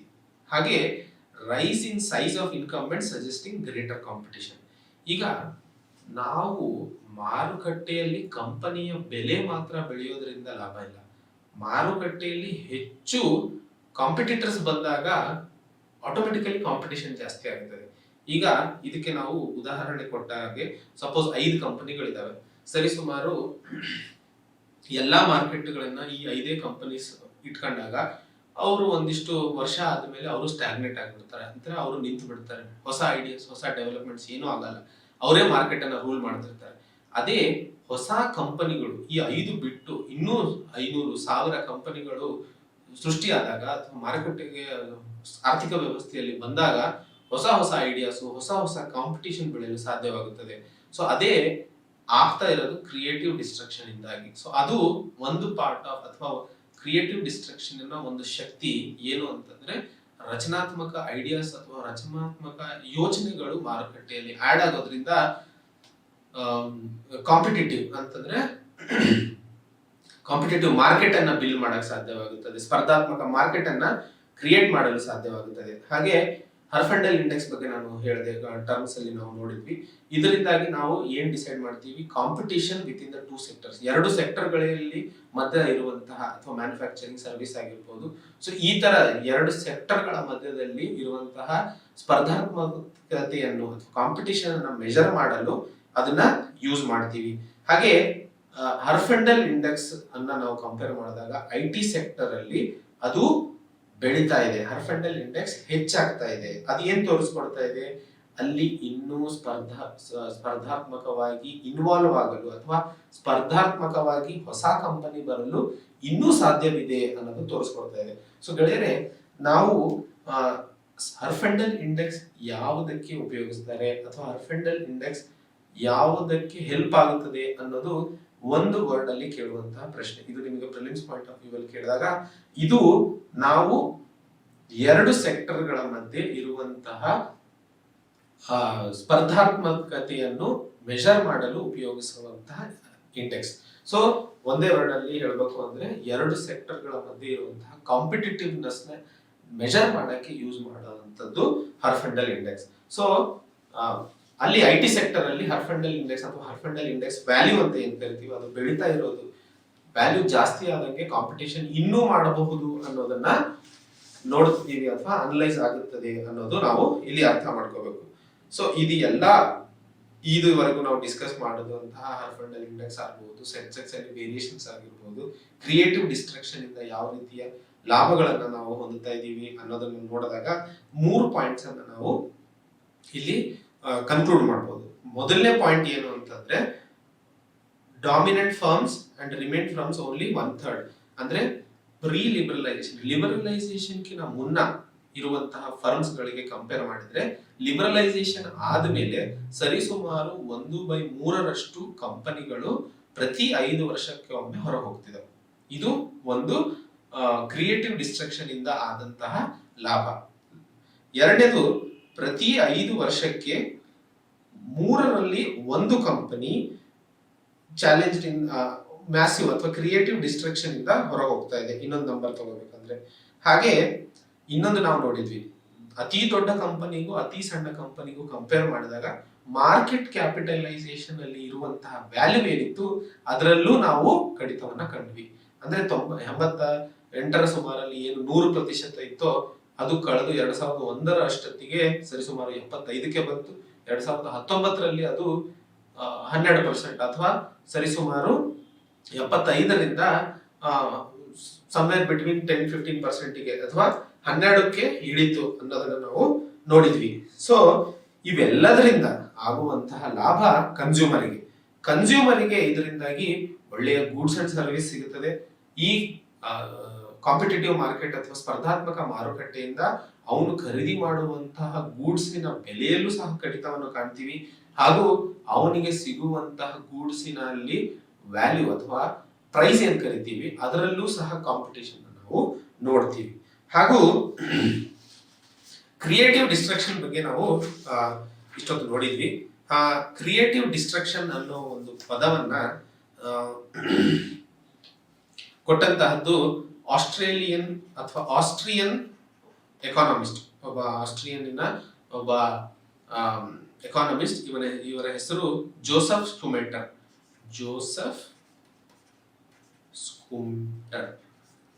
ಅವರ ಹೆಸರು. ಸೊ ಈ ಕ್ರಿಯೇಟಿವ್ ಡಿಸ್ಟ್ರಕ್ಷನ್ ಕೊಟ್ಟಂತಹ ಪದದ ಡೆಫಿನೇಷನ್ ಹಾಗೂ ಈ ಕ್ರಿಯೇಟಿವ್ ಡಿಸ್ಟ್ರಕ್ಷನ್ ಪದವನ್ನ ಹೊಸದಾಗಿ ಅಥವಾ ಫಸ್ಟ್ ಟೈಮ್ ಕೊಟ್ಟಂತಹ ಒಬ್ಬ ಏನ್ ಹೇಳ್ತೀವಿ ಎಕಾನಮಿಸ್ಟ್ ನ ಹೆಸರು. ಹಾಗೆ ಇದರ ಡೆಫಿನೇಷನ್ ಕೂಡ ಇದೆ. Process of industrial mutation that incessantly revolutionizes the economic structure from within, increasingly destroying the old one, incessantly creating a new one. So ಈ ಡೆಫಿನೇಷನ್ ನ ಅರ್ಥ ಏನು ಅಂತಂದ್ರೆ, ಮ್ಯೂಟೇಷನ್ ಅಂತ ನೋಡಿದ್ವಿ, ಜೀನ್ ಮ್ಯೂಟೇಷನ್ ಅಂತಂದ್ರೆ ಚೇಂಜ್ ಆಗುವಂತಹದ್ದು, ಇರೋ ಫೇಸ್ ಅನ್ನ ನೆಕ್ಸ್ಟ್ ಫೇಸ್ಗೆ ಬದಲಾಗುವಂತಹದ್ದು. ಸೊ ನಮ್ಮ ಇಂಡಸ್ಟ್ರಿಯಲ್ ಮ್ಯೂಟೇಷನ್ ಆಗೋದ್ರಿಂದ ಒಳಗಿನಿಂದ ಒಂದು ರೆವಲ್ಯೂಷನ್ ಆಗುತ್ತದೆ. ಆ ರೆವಲ್ಯೂಷನ್ ಇಂದಾಗಿ ಹಳೆ ಕಂಪನಿಗಳು ಏನಿದಾವೆ ಅವು ಮೂಲೆ ಗುಂಪಾಗ್ತವೆ ಅಥವಾ ಅವು ನಾಶವಾಗ್ತವೆ. ಅದರ ಜೊತೆಯಲ್ಲಿ ಅಥವಾ ಅದರ ತದನಂತರದಲ್ಲಿ ಹೊಸ ಕಂಪನಿಗಳು ಮಾರುಕಟ್ಟೆಗೆ ಬರೋದನ್ನೇ ಕ್ರಿಯೇಟಿವ್ ಡಿಸ್ಟ್ರಕ್ಷನ್ ಅಂತ ಕರಿತೀವಿ. ಅಂದ್ರೆ ಆರ್ಥಿಕ ವ್ಯವಸ್ಥೆ ಅಥವಾ ಕಾರ್ಖಾನೆಗಳಲ್ಲಿ ಆಗುವಂತಹ ಮ್ಯೂಟೇಷನ್ ಇಂದಾಗಿ ಒಳಗಿನಿಂದ ಆರ್ಥಿಕವಾಗಿ ಅಥವಾ ಕಾರ್ಖಾನೆಗಳ ಒಳಗಿಂದಾನೇ ಇಂಡಸ್ಟ್ರಿಯಲ್ ರೆವಲ್ಯೂಷನ್ ಅಥವಾ ರೆವಲ್ಯೂಷನೈಸ್ ಆಗುತ್ತದೆ. ಅದರಿಂದಾಗಿ ಹಳೆ ಕಂಪನಿಗಳು ನಾಶವಾಗುತ್ತವೆ ಹಾಗೂ ಹೊಸ ಕಂಪನಿಗಳ ರಚನೆ ಆಗುತ್ತದೆ ಅನ್ನೋದನ್ನ ಜೋಸೆಫ್ ಸ್ಕೂಮೆಟರ್ ಕ್ರಿಯೇಟಿವ್ ಡಿಸ್ಟ್ರಕ್ಷನ್ ಅಂತ ಕರೀತಾರೆ. ಇದರಿಂದಾಗಿ ಹೊಸ ತಂತ್ರಜ್ಞಾನ ಹಾಗೂ ಹೊಸ ಕಂಪನಿಗಳು ಹಾಗೂ ಕನ್ಸ್ಯೂಮರ್ಸಿಗೆ ಅಥವಾ ಜನರಿಗೆ ಕಡಿಮೆ ದರದಲ್ಲಿ ಗೂಡ್ಸ್ಗಳು ಹಾಗೂ ಒಳ್ಳೆಯ ಕ್ವಾಲಿಟಿಯ ಗೂಡ್ಸ್, ಅದರ ಜೊತೆಯಲ್ಲಿ ಮಾರುಕಟ್ಟೆಯಲ್ಲಿ ರಚನಾತ್ಮಕ ಅಥವಾ ಡೈನಮಿಸಮ್ ಅನ್ನು ನಾವು ಕಾಣ್ತೀವಿ. ಇವೆಲ್ಲದಕ್ಕೂ ಕ್ರಿಯೇಟಿವ್ ಡಿಸ್ಟ್ರಕ್ಷನ್ ಆಗಬೇಕು ಅಂದ್ರೆ ಇದರೆಲ್ಲರ ಕೂಡ ವ್ಯಾಪಾರದ ಪರವಾಗಿ ಮಾಡಬೇಕಾದಂತಹ ಮಸೂದೆಗಳು, ಅದನ್ನೇ ನಾವು ಪ್ರೋ ಬಿಸ್ನೆಸ್ ಪಾಲಿಸಿ ಅಂತ ಕರಿತೀವಿ. ಇದು ಇಷ್ಟರಲ್ಲಿ ನಾವು ಮಾತಾಡಿದಂತಹ ವಿಷಯಗಳ ಒಂದು ಸಮಗ್ರ ಐಡಿಯಾನ ನಾವು ಕೊಡ್ತಾ ಇದ್ದೀವಿ. ಹಾಗೂ ಪ್ರೋ ಕ್ರೋನಿಸಮ್ ಹಾಗೂ ಪ್ರೋ ಬಿಸ್ನೆಸ್ ಮಧ್ಯೆ ವ್ಯತ್ಯಾಸಗಳು ಅಂತ ಕೇಳಿದಾಗ ಮಾರ್ಕೆಟ್ ಕಾಂಪಿಟೇಷನ್ ಅಲ್ಲಿ ಕಡಿತವನ್ನ ಕಾಣ್ತೀವಿ ಪ್ರೋ ಕ್ರೋನಿಯಲ್ಲಿ, ಕಾಂಪಿಟೇಷನ್ ಅಲ್ಲಿ ಬೆಳವಣಿಗೆ ಕಾಣ್ತೀವಿ ಬಿಸ್ನೆಸ್ ಅಲ್ಲಿ, wealth creation obviously wealth creation ಅಲ್ಲಿ ಹಿಂಜರಿಕೆ ಕಾಣ್ತೀವಿ. ಹಾಗೆ ಪ್ರೋ ಬಿಸ್ನೆಸ್ ಇದ್ರೆ ಹೆಚ್ಚಳವನ್ನ ಕಾಣ್ತೀವಿ. ಎಕಾನಾಮಿಕ್ ಎಫಿಷಿಯನ್ಸಿ ನಾವು ಇಷ್ಟೊತ್ತು ಮಾತಾಡಿದ್ವಿ, ಪ್ರೋ ಕ್ರೋನಿ ಇರೋದ್ರಿಂದ ಕಡಿತ, ಪ್ರೋ ಬಿಸ್ನೆಸ್ ಇದ್ರೆ ಹೆಚ್ಚಳವನ್ನ ಕಾಣ್ತೀವಿ. ಲೆವೆಲ್ ಪ್ಲೇಯಿಂಗ್ ಫೀಲ್ಡ್, ಸರಿ ಸಮಾನವಾದ ಗ್ರೌಂಡ್, ಹಳಬರಿಗೆ ಹೊಸಬರಿಗೆ. ಪ್ರೋ ಕ್ರೋನಿ ಇದ್ರೆ ಆಬ್ಸೆಂಟ್, ಅದು ಇರಲ್ಲ. ಪ್ರೋ ಬಿಸ್ನೆಸ್ ಇದ್ರೆ ಇಬ್ಬರಿಗೂ ಸಮಾನವಾದ ಗ್ರೌಂಡ್ ಅನ್ನು ಕೊಡ್ತೀವಿ. ಕರಪ್ಷನ್ ಹಾಗೂ ರೆಂಟ್ ಸೀಕಿಂಗ್, ಪ್ರೋ ಕ್ರೋನಿ ಅಂದ್ರೆ ಪಾರ್ಶಾಲಿಟಿ ಇದ್ದ ಕಡೆ ಕರಪ್ಷನ್ ಹೆಚ್ಚಿರುತ್ತೆ, ಪ್ರೋ ಬಿಸ್ನೆಸ್ ಇದ್ರೆ ಅಲ್ಲಿ ಇರೋದಿಲ್ಲ. ಹಾಗೂ ಗವರ್ಮೆಂಟ್ ಇನ್ಕಮ್, ಪ್ರೋ ಕ್ರೋನಿ ಅಂತಂದ್ರೆ ಅಲ್ಲಿ ಟ್ಯಾಕ್ಸಸ್ ಅಲ್ಲಿ ಮೋಸ ನಡೆಯೋದ್ರಿಂದ ಗವರ್ಮೆಂಟ್ಗೂ ಸಹ ಇನ್ಕಮ್ ಕಡಿತವನ್ನ ಕಾಣ್ತೀವಿ. ಪ್ರೋ ಬಿಸ್ನೆಸ್ ಇರೋದ್ರಿಂದ ನಿಯತ್ತಾಗಿ ಬಿಸ್ನೆಸ್ ಮಾಡ್ತಾರೆ, ನಿಯತ್ತಾಗಿ ಟ್ಯಾಕ್ಸ್ ಕಟ್ತಾರೆ, ನಿಯತ್ತಾಗಿ ಭಾರತದ ಆರ್ಥಿಕ ವ್ಯವಸ್ಥೆ ಬೆಳೆದ ಹಾಗೆ ಸರ್ಕಾರದ ಇನ್ಕಮ್ ಕೂಡ ಬೆಳೀತದೆ ಅನ್ನೋದನ್ನ ನಾವು ಇಷ್ಟೊತ್ತು ಅರ್ಥ ಮಾಡ್ಕೊಂಡ್ವಿ. ಅದ್ರ ಜೊತೆಯಲ್ಲಿ ಇಲ್ಲೊಂದಿಷ್ಟು ಪಾಯಿಂಟ್ಸ್ ಗಳನ್ನ ಕೊಟ್ಟಿದೀವಿ, ಇವು ನಾವು ಡಿಸ್ಕಸ್ ಮಾಡಿದ್ವಿ ಆಗ್ಲೇ. ಸೊ ನೀವು ಬೇಕಾದ್ರೆ ಇದನ್ನ ನೋಟ್ಸ್ ಮಾಡ್ಕೋಬಹುದು. ಹಾಗೆ ಪ್ರೋ ಬಿಸ್ನೆಸ್ ಪಾಲಿಸೀಸ್ ಇಂದಾಗಿ ಅಥವಾ ಆರ್ಥಿಕ ಮಸೂದೆಗಳ ವ್ಯಾಪಾರದ ಪರವಾಗಿ ಮಾಡುವ ಮಸೂದೆಗಳಿಂದಾಗಿ ಯಾವ ರೀತಿ ಭಾರತಕ್ಕೆ ಲಾಭಗಳಾಗಲಿದೆ ಅಥವಾ ಯಾವ ರೀತಿ ಲಾಭ ಆಗುತ್ತದೆ ಅನ್ನೋದ್ರ ಬಗ್ಗೆ ಒಂದಿಷ್ಟು ಎಕ್ಸಾಂಪಲ್ಸ್ ನ ಇಲ್ಲಿ ಕೊಟ್ಟಿದ್ದಾರೆ. ನಾ ಹೇಳಿದ ಹಾಗೆ ಲಿಬರಲೈಸೇಷನ್ ಇಂದಾಗಿ ಅಥವಾ 1991ರಲ್ಲಿ ಆದಂತಹ ಲಿಬರಲೈಸೇಷನ್ ಇಂದಾಗಿ ಕ್ರಿಯೇಟಿವ್ ಡಿಸ್ಟ್ರಕ್ಷನ್ ಆಯ್ತು, ಇದರಿಂದಾಗಿ ಮಾರುಕಟ್ಟೆ ಸಶಕ್ತಗೊಳ್ತು. ಹಾಗೆ ಪ್ರೋ ಬಿಸ್ನೆಸ್ಗೂ ಕ್ರಿಯೇಟಿವ್ ಡಿಸ್ಟ್ರಕ್ಷನ್ಗೂ ಸಮಾನವಾದ ಅಥವಾ ಇವೆರಡು ಅವಿಭಾಜ್ಯ ಅಂಗಗಳು. ಅದರ ಜೊತೆಯಲ್ಲಿ ನಾವಿಲ್ಲಿ ನೋಡಿದ ಹಾಗೆ ಸರಿಸುಮಾರು 1986ರಲ್ಲಿ ಸ್ಥಾಪಿತಗೊಂಡ ಕಂಪನಿಗಳು ಅಥವಾ ಬೆಳಕಿಗೆ ಬಂದ ಕಂಪನಿಗಳು ಅಟ್ಲೀಸ್ಟ್ 60 ವರ್ಷಗಳ ಕಾಲ ಉಳ್ಕೋತಾವೆ ಅನ್ನೋದನ್ನ ನಾವು ನೋಡಿದ್ವಿ. ಆದರೆ ಈ ಫಿಗರ್ 60 ವರ್ಷಗಳು ಕಳೆದು 1991ರಲ್ಲಿ ಪ್ರೈವೇಟೈಸೇಷನ್ ಬಂದ ತಕ್ಷಣ 60 ವರ್ಷ ಉಳ್ಕೋಬೇಕಿದ್ದ ಕಂಪನಿಗಳು 12 ವರ್ಷಕ್ಕೆ ಇಳಿದು ಬಿಟ್ವು. ಇದು ಇಲ್ಲಿ ನಾವು ಗ್ರಾಫ್ ಅಲ್ಲೂ ಸಹ ನೋಡಬಹುದು. ನಂಬರ್ ಆಫ್ ಇಯರ್ಸ್ ಯಾವ ರೀತಿಯಲ್ಲಿ 1966ರಿಂದ 90ರವರೆಗೆ ಸರಿಸುಮಾರು 10 ವರ್ಷ ಉಳ್ಕೊಂಡು 96ರಿಂದ 2000ವರೆಗೆ ಸರಿಸುಮಾರು ನಾವು ಕಂಡಂತಹದ್ದು 60 ವರ್ಷ ಉಳ್ಕೋತಾವೆ ಅಂತ. ಇದು ನಂಬರ್ ಆಫ್ ಇಯರ್ಸ್, ಇದು ನಮ್ಮ ಯಾವ ವರ್ಷದಲ್ಲಿ. ಆದ್ರೆ ಇವತ್ತು ನಾವು ನೋಡುವಂತಹದ್ದು ಆವರೇಜ್ ರೇಟ್, ಇದು ಸುಮಾರು 5 ವರ್ಷದಲ್ಲಿ ಅಥವಾ ಪ್ರತಿ 5 ವರ್ಷಕ್ಕೆ 1/3ರಷ್ಟು ಕಂಪನಿಗಳು ಬದಲಾಗ್ತವೆ ಅಂತ ಹೇಳಿ. ಹಾಗೆ ಪ್ರೋ ಕ್ರೋನಿಸಮ್ ಇಂದ ಆದಂತಹ ಡಿಫೆಕ್ಟ್ಸ್ ಹಾಗೂ ಎಫೆಕ್ಟ್ಸ್ ಗಳ ಮಧ್ಯೆ ನಾವು ನೋಡ್ತೀವಿ. ಅದಕ್ಕೂ ಮುನ್ನ ಪ್ರೋ ಕ್ರೋನಿಸಮ್ ಹಾಗೂ ವೆಲ್ತ್ ಡಿಸ್ಟ್ರಕ್ಷನ್, ಯಾವ ರೀತಿ ಸಂಪತ್ತು ನಾಶವಾಗುತ್ತದೆ ಕ್ರೋನಿಸಮ್ ಅಥವಾ ಪಾರ್ಶಾಲಿಟಿಯಿಂದ ಅಂತ ಹೇಳಿ ನೋಡೋಣ. ಇಲ್ಲಿ ನಮ್ಮ ಸಂಪತ್ತು ಎರೋಡ್ ಆಗ್ತಾ ಹೋಗುತ್ತೆ, ಅಂದ್ರೆ ಡಿಸ್ಟ್ರಾಯ್ ಆಗುತ್ತಾ ಹೋಗುತ್ತೆ. ಹಾಗೆ ಇನ್ಎಫಿಷಿಯನ್ಸಿ ಹೆಚ್ಚಾಗುತ್ತೆ, ಇದರಿಂದಾಗಿ ಕ್ರಿಯೇಟಿವ್ ಡಿಸ್ಟ್ರಕ್ಷನ್ ಕೂಡ ಆಗೋದಿಲ್ಲ. ಇನ್ಹಿಬಿಟಿಂಗ್ ಕ್ರಿಯೇಟಿವ್ ಡಿಸ್ಟ್ರಕ್ಷನ್ ಬೆಳೆಯೋದನ್ನ ಪ್ರೋ ಕ್ರೋನಿಸಮ್ ತಡೆಯುತ್ತೆ ಅಂತ ಹೇಳಿ ನಮ್ಮ ಭಾರತದ ಮಾಜಿ RBI ಗವರ್ನರ್ ಆದಂತಹ ರಘುರಾಮ್ ರಾಜನ್ ಅವರು ಕೂಡ ಒಂದು ಪದವನ್ನ ಹೇಳ್ತಾರೆ, saving capitalism from capitalist. Capitalism ಅನ್ನೋದು ಭಾರತದ ಆರ್ಥಿಕ ವ್ಯವಸ್ಥೆ ಕೆಟ್ಟದ್ದಲ್ಲ, ಆದ್ರೆ ಅನ್ಎಥಿಕಲ್ ಕ್ಯಾಪಿಟಲಿಸಮ್ ಈಸ್ ಸಿನ್ ಅಂತಾನೆ ಹೇಳ್ತೀವಿ. ಯಾಕಂದ್ರೆ ನಮ್ಮೆಲ್ಲರಲ್ಲೂ ಒಂದು ಮೈಂಡ್ ಸೆಟ್ ಏನಾಗ್ಬಿಟ್ಟಿದೆ ಅಂದ್ರೆ ಬಿಸ್ನೆಸ್ ಮಾಡೋರು ಬರೀ ಕೆಟ್ಟವರು, ಅವರು ಬರೀ ದುಡ್ಡನ್ನ ಯಾವಾಗ್ಲೂ ಅನ್ಎಥಿಕಲ್ ಮೀನ್ಸ್ ಇಂದಾನೆ ಮಾಡ್ತಾರೆ ಅಂತ. ಇಲ್ಲ, capitalism is always good unless and until it is accompanied with ethical values. So capitalism ಅಲ್ಲಿ ಯಾವಾಗ ಲೆವೆಲ್ ಪ್ಲೇಯಿಂಗ್ ಫೀಲ್ಡ್, ಎಲ್ಲರಿಗೂ ಸರಿಸಮಾನವಾದ ಸ್ಪರ್ಧಾತ್ಮಕ ground, level playing ground, competitive ground ನ ಕೊಡ್ತೀವೋ ಅಲ್ಲಿ ಅನ್ಎಥಿಕಲ್ನೆಸ್ ಕಮ್ಮಿ ಆಗೋಕೆ ಸಾಧ್ಯವಾಗುತ್ತದೆ. ಸೊ ಯಾವುದೇ ಆರ್ಥಿಕ ವ್ಯವಸ್ಥೆ, ದೇಶದ ಆರ್ಥಿಕ ಬೆಳವಣಿಗೆ ಆಗಬೇಕು ಅಂತಂದ್ರೆ ಪ್ರೋ ಬಿಸ್ನೆಸ್ ಪಾಲಿಸೀಸ್ ತುಂಬಾ important. So saving capitalism from capitalist ಅನ್ನೋ ಪದ ಅಂತ ವರ್ಡ್ಸ್ ಅನ್ನ ರಘುರಾಮ್ ರಾಜ್ ಅವರು ಹೇಳಿರ್ತಾರೆ. ಹಾಗೆ ಆಂಬಿಟ್ ಪ್ರೈವೇಟಿವ್ ಲಿಮಿಟೆಡ್ ಅನ್ನೋ ಒಂದು ಫರ್ಮ್ ಅಥವಾ ಈ ಒಂದು ಕಂಪನಿ ಒಂದು 75 ಕಂಪನಿಗಳನ್ನ ಲಿಸ್ಟ್ ಅನ್ನ ರಿಲೀಸ್ ಮಾಡುತ್ತದೆ. ಈ 75 ಕಂಪನಿಗಳನ್ನ ಕನೆಕ್ಟೆಡ್ ಫರ್ಮ್ಸ್ ಅಂದ್ರೆ ನಾನು ಹೇಳಿದ ಯಾವ ಕಂಪನಿಗಳಿಗೆ ರಾಜಕೀಯ ಲಾಭ ತಗೊಳ್ಳುವಂತಹ ಒಂದು ಕನೆಕ್ಷನ್ಸ್ ಇರ್ತಾವೋ ಅವನ್ನ ಕನೆಕ್ಟೆಡ್ ಫರ್ಮ್ಸ್ ಅಂತ ಕರಿತೀವಿ. ಅದೇ ಇಲ್ಲಿ ಒಂದು ಸಿಸ್ಟಮ್, ಒಂದು ಕೋಲ್ಗೇಟ್ ಸ್ಕ್ಯಾಮ್ ಬಗ್ಗೆ ನಾವು ಎಲ್ಲರಿಗೂ ಗೊತ್ತೇ ಇದೆ. 2010 ಮುನ್ನ 5 BSE ಅಂದ್ರೆ ಸ್ಟಾಕ್ ಮಾರ್ಕೆಟ್ ಅಲ್ಲಿ BSE 500 ಇಂಡೆಕ್ಸ್ ಅಂತ ಅಂದ್ರೆ ಸರಿಸುಮಾರು 500 ಕಂಪನಿಗಳು ಲಿಸ್ಟ್ ಆಗಿರುವಂತಹ ಒಂದು ಇಂಡೆಕ್ಸ್ ಗೆ Bombay stock exchange BSE 500 index ಅಂತ ಕರಿತೀವಿ. ಅಲ್ಲಿ ಏನು ನೋಡಿದ್ವಿ ಅಂತಂದ್ರೆ ಕ್ರೋನಿಸಮ್ ಇಂದ ಅಥವಾ ಪಾರ್ಶಿಯಾಲಿಟಿಯಿಂದ ಯಾವ ಮಟ್ಟಕ್ಕೆ ಅಂದ್ರೆ ಕಂಪನಿಗಳಿಗೆ ಆಗಬೇಕಾದಂತಹ ಲಾಭಕ್ಕಿಂತ ಹೆಚ್ಚು ಲಾಭನ ಪಡೆಯೋಕೆ ಸಾಧ್ಯವಾಯಿತು 2010 ಮುನ್ನ. ಅದೇ 2010 ತದನಂತರದಲ್ಲಿ ಒಂದು ಕಾಂಪ್ಟಲ್ ಅಂಡ್ ಆಡಿಟರ್ ಜನರಲ್ ರಿಪೋರ್ಟ್ ಬಂತು, 2G ಸ್ಪೆಕ್ಟ್ರಮ್ ಅಲೋಕೇಶನ್ ರಿಪೋರ್ಟ್ ಅಲ್ಲಿ. ಇದರಲ್ಲಿ ಯಾವ ರೀತಿಯಲ್ಲಿ ಲಾಭ ಪಡೆದಿದ್ದಂತಹ ಕಂಪನಿಗಳಿದ್ವೋ ಈ ರಿಪೋರ್ಟ್ ಬಂದ ಮೇಲೆ ಅಥವಾ ಕ್ಯಾಗಿನ ನಂತರ ಅವರ ದುಡಿಮೆಯಲ್ಲಿ ಅಥವಾ ಅವರ ಪ್ರಾಫಿಟ್ಸ್ ನಲ್ಲಿ ಸರಿಸುಮಾರು ದೊಡ್ಡ ಕಡಿತವನ್ನೇ ಕಂಡ್ವಿ. ಅದಕ್ಕೆ ಇಲ್ಲಿ ಕೊಟ್ಟಿರುವಂತಹ ಗ್ರಾಫ್ ಅನ್ನ ನೀವು ಬೇಕಾದ್ರೆ ನೋಡಬಹುದು.